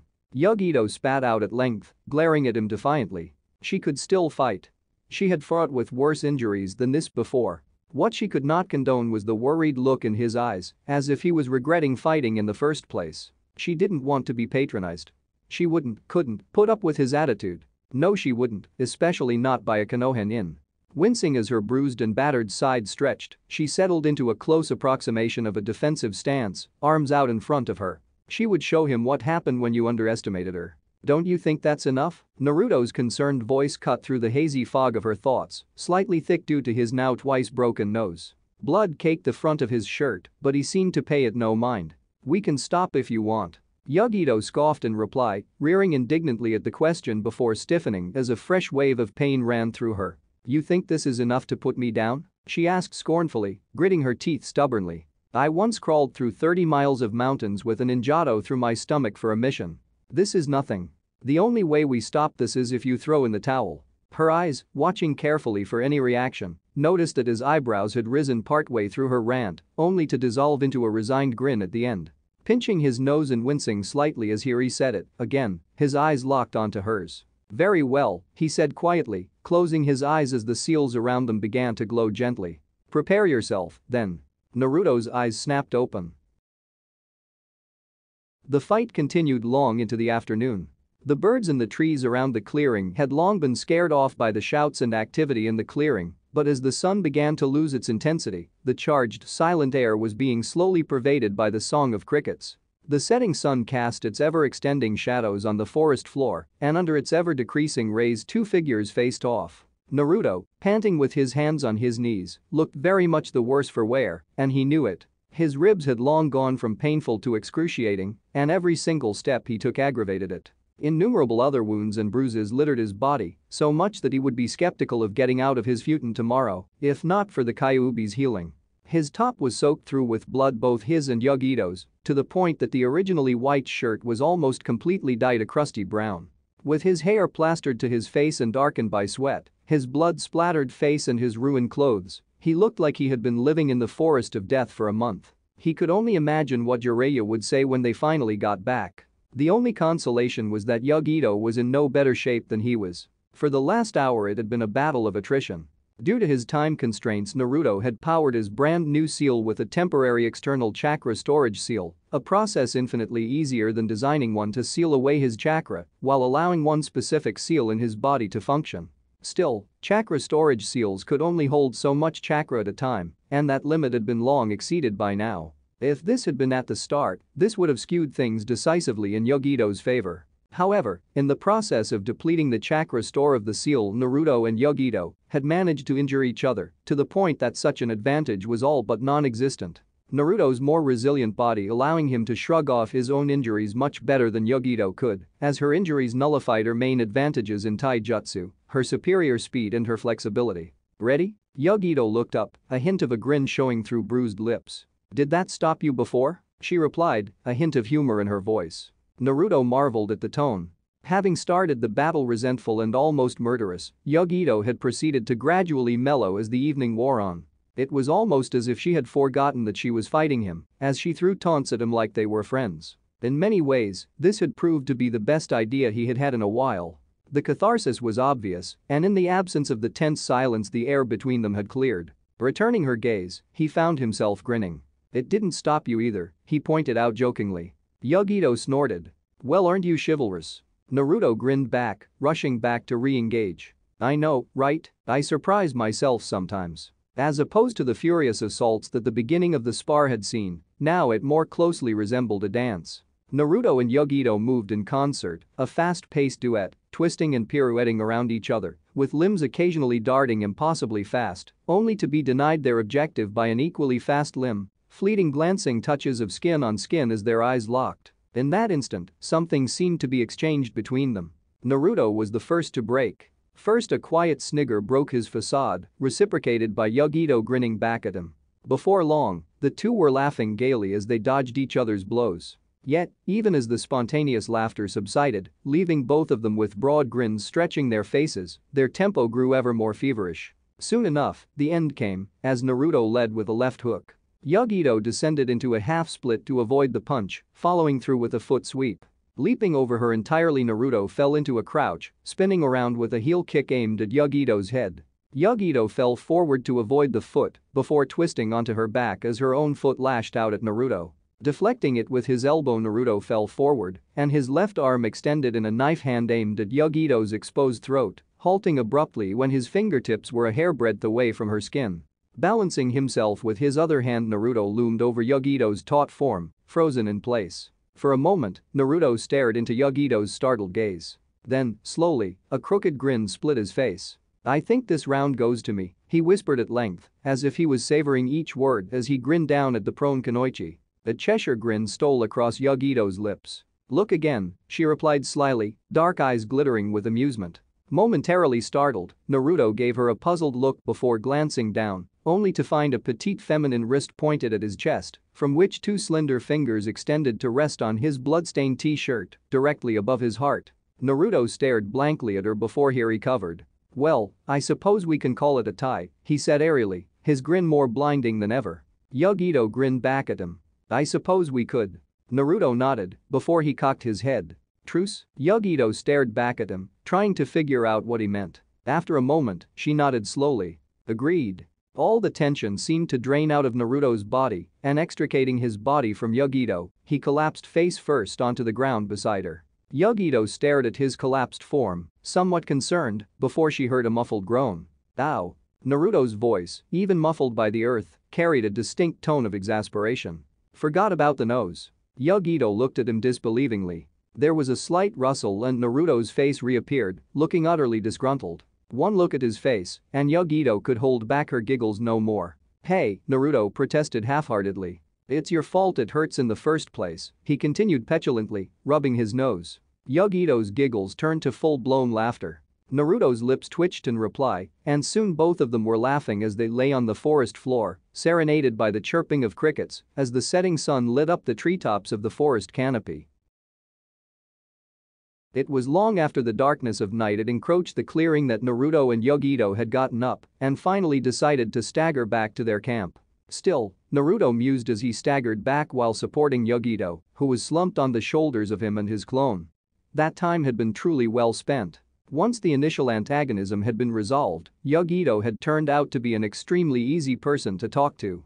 Her sarcastic replies aside, she was an attentive listener, and she was rather open in stating her opinion in any matter that did not personally involve her. It had been a godsend. Naruto desperately needed an impartial confidant, especially now. They had also, briefly, spoken about their respective experiences as Jinchuuriki, however it had become soon evident that both of them, especially Yugito, were reluctant to diverge anything on their experiences as Jinchuuriki. Though it puzzled him somewhat, seeing as according to Jiraiya, Kumo was the village with the reputation of being the most humane to their Jinchuuriki, he still did not probe her on the subject. After all, more humane did not definitely mean humane, and he himself was not exactly eager to speak of his own time as a helpless scapegoat to the public of Konoha. Though, in his conversation he had noticed one particularly intriguing response. Yugito subtly tensed whenever Konoha directly came up in conversation, and her responses would be clipped and loaded with suppressed emotions for a while afterwards. Looking at her out of the corner of his eye, Naruto soon found himself wondering why. Even though Konoha's relations with Kumo were strained and had been so for some time, there had been no recent confrontations between them. Wary of starting the next overt war between shinobi villages, both villages tended to avoid having their personnel in close proximity, and those sent to border patroller missions were required to be suspicious but not initiate combat unless undeniable proof of the other side's culpability was not only assured but provable. That still left the possibility that somebody, perhaps her parents or an elder sibling, had been killed in the short but brutal war that erupted between Konoha and Kumo in the dying stages of the Third War. And while that was a rather delicate subject to initiate in the face of their just secured and rather fragile friendship, his curiosity would not be sated. Finally, after some time deliberating the potential landmine he was going to step on, Naruto reached a decision. "Say, Yugito," he looked at her from the corner of his eye, and she looked back at him blearily. "Who are your parents?" As soon as he said the words, he winced, mortified. He hadn't meant it to come out that bluntly. He was just getting ready to apologize when Yugito's quiet, emotionless voice cut in. "I have no idea," she replied quietly, her dark-eyed gaze boring into his. "All I know is that I was selected from an orphanage for having exceptionally strong chakra." "Oh," Naruto said regretfully, pausing to look Yugito in the eye. "Sorry. That was personal. I shouldn't have asked." Yugito shrugged, sagging back onto his shoulder. "I don't mind. Why did you ask that anyway?" Now that he was perfectly poised to ask the question, he hesitated. It seemed like a rather personal thing to ask. Still, he needed to know exactly what she had against Konoha. Gulping slightly, he faced forward, gazing at the starlit sky in order to avoid looking her in the face. "I was just wondering whether that was why you hated Konoha." Just as expected, as soon as he uttered the words, he felt Yugito stiffen. "Why do you think I hate Konoha?" she inquired, her voice carefully neutral. He gave her an incredulous look. "You thought I wouldn't notice?" he questioned, looking into Yugito's face. She was tense again, he noticed, her lips pressed together and her fingers absently making clawing motions around his neck. "You tense up every time someone mentions Konoha," he continued remorselessly. He had started down this rabbit hole, he would see the end of it. "Even now your whole body is tense, it's rather obvious. So what makes you so mad at Konoha?" Yugito looked up, her eyes glinting coldly as they met his in challenge. Their stalemate stretched out for some time before Yugito turned away, scowling. The next thing Naruto knew, his clone had dispelled in a cloud of chakra smoke. Hastily shoving away memories of fingers digging into his throat, he observed somewhat nervously as Yugito extracted her other arm from around his shoulder, ignoring him and a suitably alarmed Jiraiya completely as she limped into the camp. With a mixture of disappointment and incredulity, Naruto watched as she limped past Jiraiya, heading for her tent. However, after she had opened the flap of her tent she paused, looking over her shoulder at him. The flickering light of the campfire threw her profile into sharp relief, her mouth set in an obstinate scowl as her cold glare bore into him. At length Yugito spoke, her voice carefully devoid of any and all emotion. "I tolerate you more than I have any other Konoha-nin, Naruto-san. I might even consider you a friend since our discussion today. That is why I am warning you." She paused for emphasis, her eyes glittering with cold promise. "You don't want to know the answer to your question. Don't get between me and my revenge unless you want to get hurt." With a swirl of fabric she disappeared into the tent, leaving Naruto staring blankly, his thoughts a furious whirl. From her sudden turnaround, it was obvious that there was something going on with Yugito regarding Konoha. What he could not figure out was what it was. Thinking back over the conversation, he could not help wondering whether he had been too blunt in his questioning. Their relationship had only just become cordial after all. "Hey brat, what's with the long face?" Jiraiya's overly casual query brought him out of his thoughts. Rubbing the bridge of his nose to ward off the coming headache, Naruto approached the comfortable heat of the fire, sprawling inelegantly in front of it and staring into its fiery depths. "Nothing," he said at length. "I know it's high time you started having girl troubles, brat," Jiraiya said teasingly, making him look at the sage irritably. "But damn if you aren't the bravest I've seen in a while, an enemy Jinchuriki, and older to boot." Jiraiya pretended to wipe tears from his eyes. "You do your sensei proud." Naruto met the Toad Sage's gaze disbelievingly. "Sod off, Iro-senin," he deadpanned, "it's nothing like that. And even if it was, do you think I'll try anything with her?" He scoffed, leaning backward to relax as he looked back at Jiraiya sleepily. "Honestly, I thought I had gotten rid of being friends with dark emo Avengers after Sasuke." Jiraiya didn't seem to be convinced. "So she is your friend, is she? How did that happen anyway?" "We sparred," he replied shortly. "I can see that," Jiraiya replied, looking at his clothes with a mixture of curiosity and distaste. "Brat, I'm not buying you new clothes." He grinned tiredly. "I'll just ask Ba-chan. She can't refuse when she looks at me." Though that reminded him. "Say, Iro-senin, can you contact Ba-chan tomorrow?" "That's not your only clothes, brat?" Jiraiya asked incredulously. "Surely you can manage for some time." Chuckling sheepishly, the Toad Sage continued. "You see, I'm kind of avoiding her at the moment." "It's not for that," he exclaimed. "I need her to take a look at Yugito. I don't think her advanced healing is working right now, with the seal and all." Jiraiya chuckled lightly. "Already done, brat. I saw you two going at each other like a pair of wolves in the forest a few hours ago, and I knew you were going to need her to repair what the pair of you broke." Jiraiya looked him over, eyebrows slightly raised in surprise. "How the hell did you bleed so much in a taijutsu match anyway? It looks like you've been at an abattoir." Reaching up, he ran his fingers over his nose ruefully. "She goes for the face," he admitted sourly, wincing. Even with his advanced healing working now that the seal restricting his chakra was gone, he imagined that his face looked quite the sight after all the battering it had taken. "Well, that is quite interesting, isn't it, Jiraiya?" A woman's voice came from behind him, making him jump in surprise. Turning around he found Katsuyu. The green and white slug slithered up to the fire, somehow managing to look amused. "What is this I hear about a girlfriend, brat? It's not enough that you peep on my apprentice now?" Hearing Jiraiya break into peals of laughter beside him, Naruto buried his head in his hands. "Hello to you too, Ba-chan." After a few glitches and misunderstandings, Naruto soon settled into a new routine. Now that Yugito was no longer avoiding him, Yugito had single-handedly taken over his taijutsu and shurikenjutsu training. Therefore, while he still saturated the forests around them with clone armies that were studying up on everything under the sun, the original spent the daylight hours with the Nibi Jinchuariki, brushing up on his hand-to-hand and throwing weapon skills. It had come as a surprise when she had first proposed their current arrangement. If anything, he had been expecting the return of the cold shoulder treatment since the turbulent ending of their previous evening. However, in an action that puzzled Naruto, Yugito seemed intent to pretend that nothing had happened at all. Naruto was no stranger to kunai and shuriken. Indeed, even now his main form of bladed combat consisted of dual-wielding kunai. It was also the only form of bladed combat he had actual training in, as it was the preferred form of combat of Mito. Therefore, initially, he had felt that training further in that regard was superfluous. One session with Yugito was enough to convince him to the contrary. Systematically, Yugito had picked apart his form and strikes as if they had been no more than the flailing of a toddler. The experience had been humbling, and being repeatedly disarmed and held at kunai point was not something he was bound to forget anytime soon. So his friendly relationship with Yugito continued, though he could see that their conversation had not been forgotten. Many times he would look up from his work to find her staring at his forehead protector, a frustrated scowl on her face. He only hoped that it would not blow up in their faces in the future. Meanwhile, his work into researching Fuinjutsu was continuing unabated. His forays into the Uzumaki's secret scroll was continuing steadily, and he was getting practice creating small working arrays, such as general sealing scrolls and exploding tags. He was even getting to the part where he was working on small self-designed sealing tags, often to hilarious results, like the time he had put a seal to attract slugs down Jiraiya's jacket. It had been made Yugito laugh, seeing Jiraiya apologize frantically to a bewildered Sanada afterwards.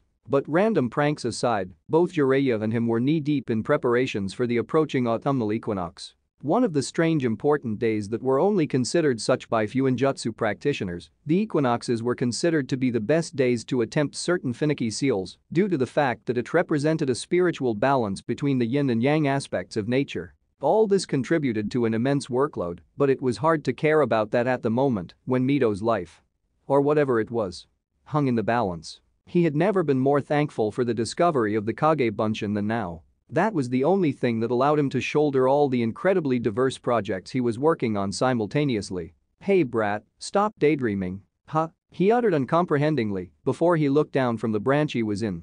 What he saw made his mouth twist into a slight smile. Jiraiya was sitting inside the ceiling-less room he had created for his ceiling, surrounded by mounds of paper and looking rather frazzled. "What do you want, Iro-senin?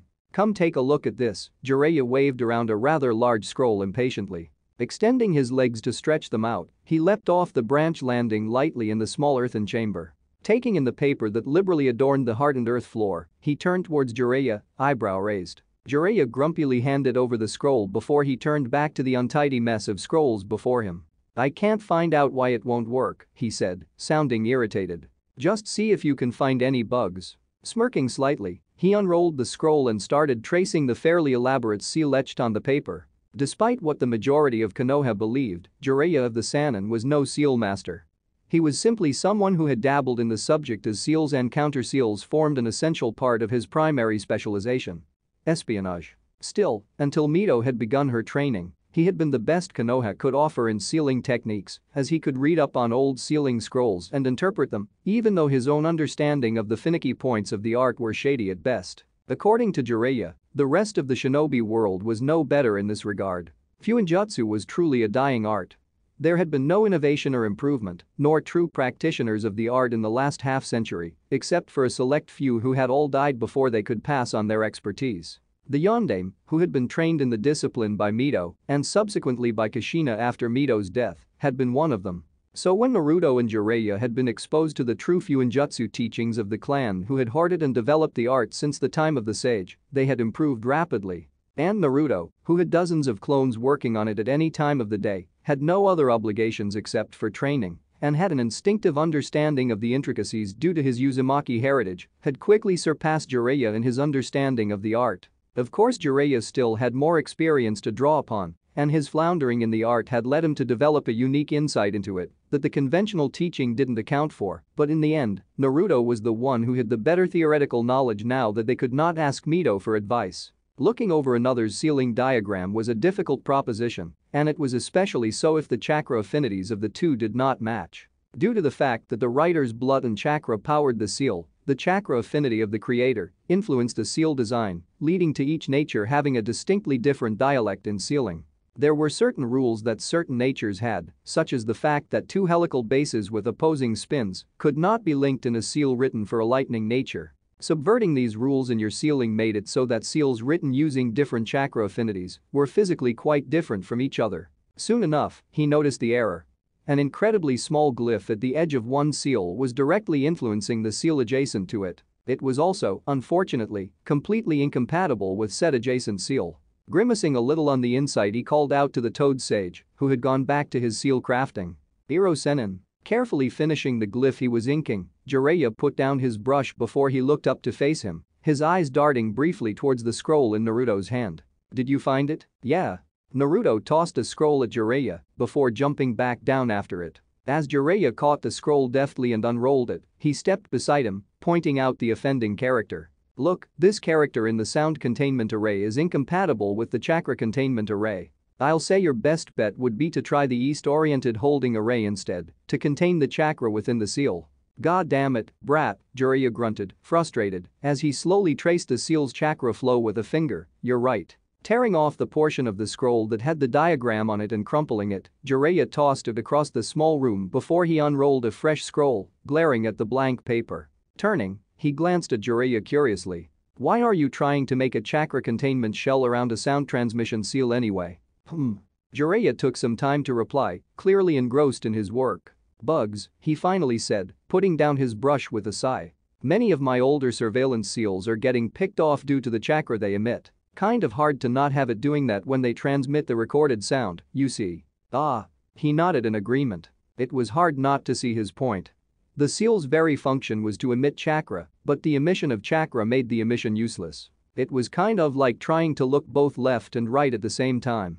By the way, you still haven't told me what those cat's eyes on your face are for. Looking up, he found Jiraiya's mane of hair inches from his face. Hastily pulling away, he crossed his arms in front of him, trying to regain his poise. What do you mean?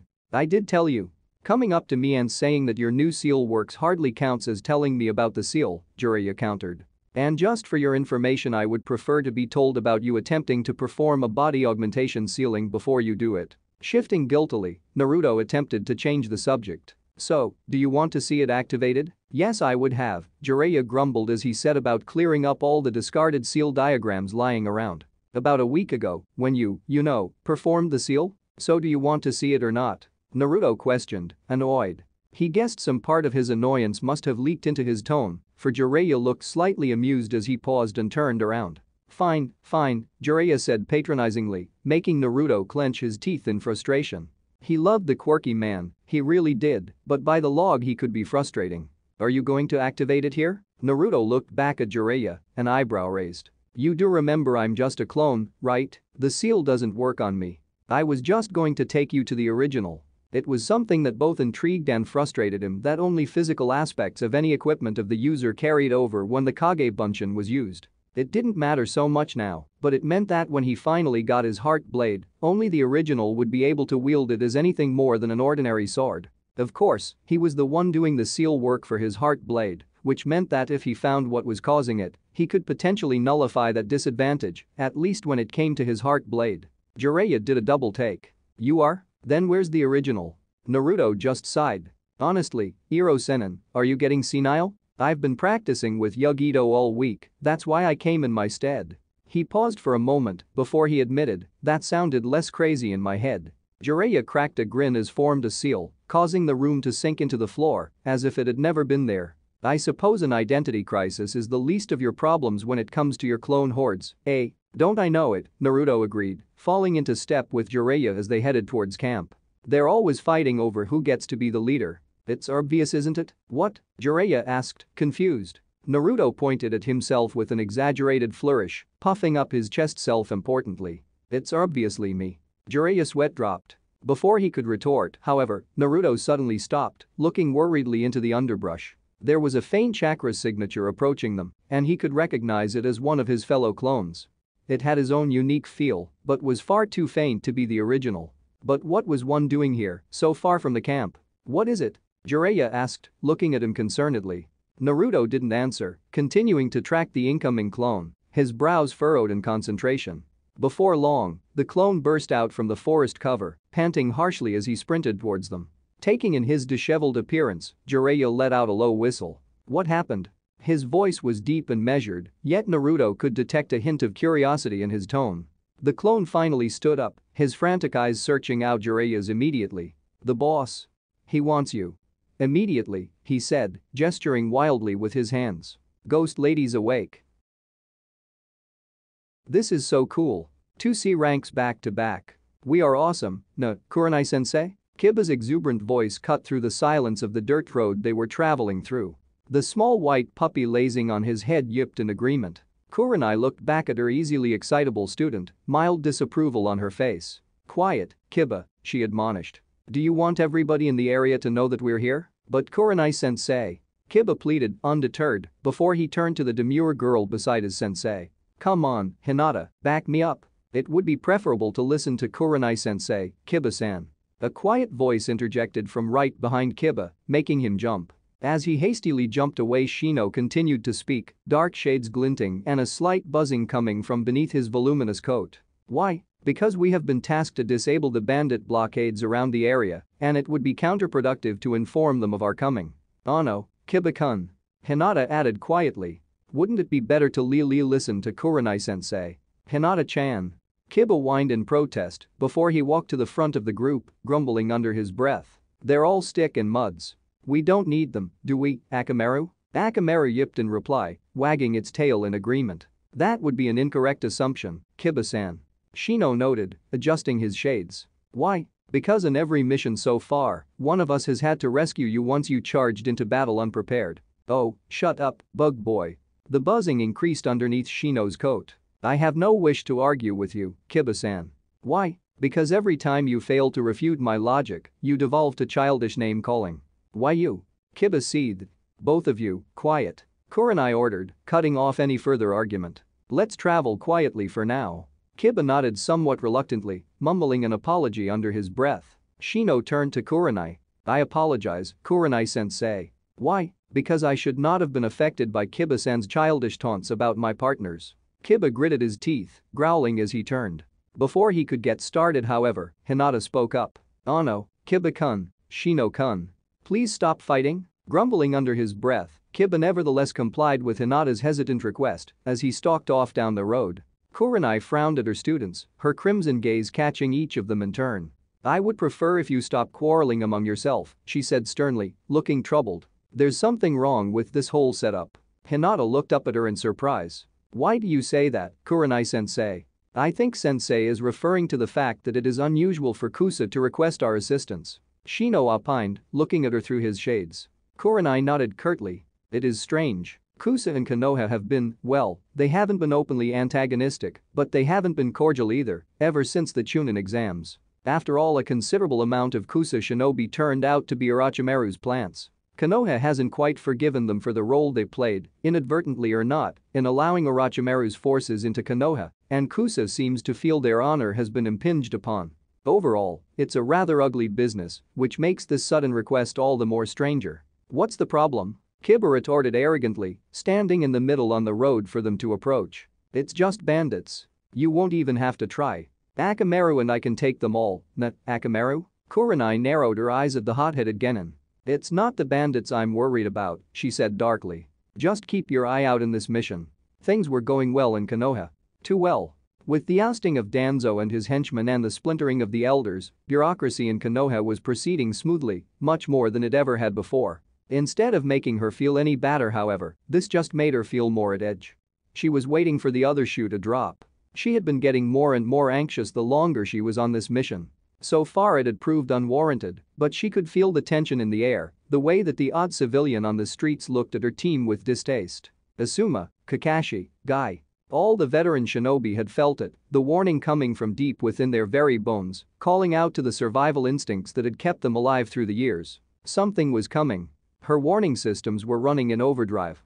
Like she had missed a vital clue, like she was walking into a trap. And she had her kids with her. On the chance that she was right, was teammate ready? So far, the entire team was unblooded, the only one among the rookies. Until now she had felt that was a blessing, being that it allowed them to enjoy their childhood for a little longer before they truly became shinobi. Still, it had to be done, which was why she had taken on this mission in the first place. Now, however, she was less certain of it. Her genin were all extremely different from one another, and they each came with their own baggage. She worried about how they would react to the reality of having to take a life, to have the lifeblood of your opponent stain your hand.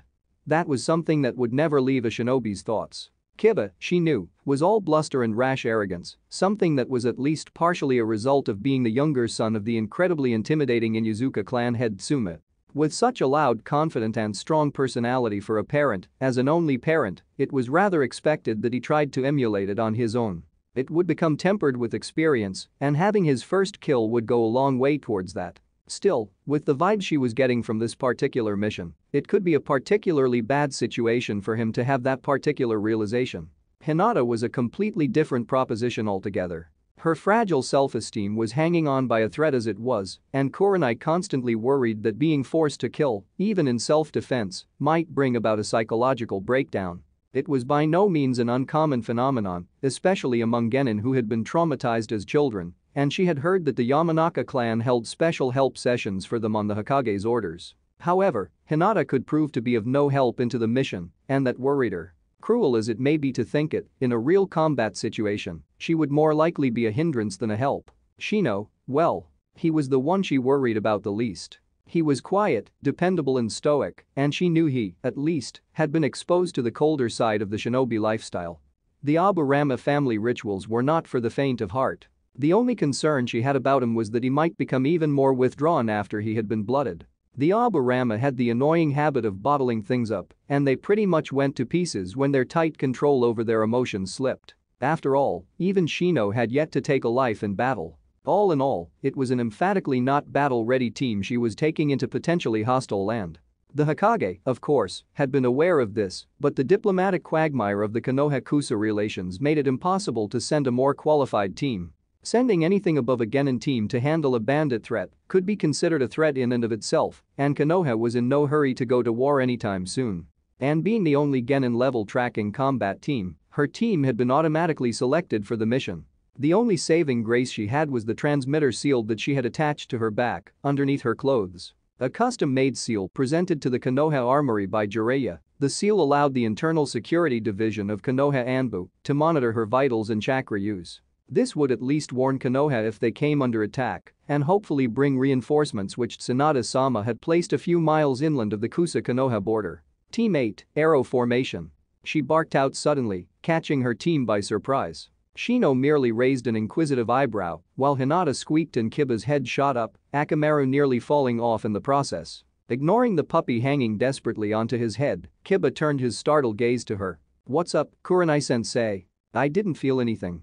Kurenai pursed her lips, her crimson eyes narrowing. She smirked slightly when Kiba shrank under her gaze. Her eye color unnerved many people, something which always served to amuse her. "Don't forget that this is potentially hostile territory. Don't be too obvious about it, but don't break formation." With a slight incline of his head to signify assent, Shino glided over to her right, his hands tucked inside his voluminous coat. Still looking bewildered, Kiba shrugged, heading to her left. Hinata glanced at Kurenai nervously. "Sensei." One look into the wide-eyed gaze of the timid Hyuga heiress had her annoyance disappear in a wave of sympathy and pity. She was like a wounded bird, Kurenai wondered absently as she reached out, ruffling Hinata's dark hair as she smiled down at her. The girl managed to awaken every maternal instinct within her. Hinata jerked back minutely at her touch before leaning into the comforting gesture. "Come on, Hinata, just like we practiced." She coaxed gently, getting a shy timid smile in return. "Go on." Byakugan. Her whisper was barely heard, but the results were apparent as Hinata's eyes, which already seemed huge on her face, seemed to grow wider, veins on her temples bulging out. Then she screamed. "Sensei, watch out." A pair of overlarge curved sickle-like blades attached to a chain came hurtling out of the trees on either side of the road. Reacting reflexively, she dived forward, her hands hooking onto the necks of two surprised genin and bringing them down with her as the spinning blades skimmed past their necks. As they flew past, Kurenai managed to look at the blade, a plain gray metal blade with a jagged line insignia. A Kusa make. Sometimes, she hated it when she was right. End of chapter 16.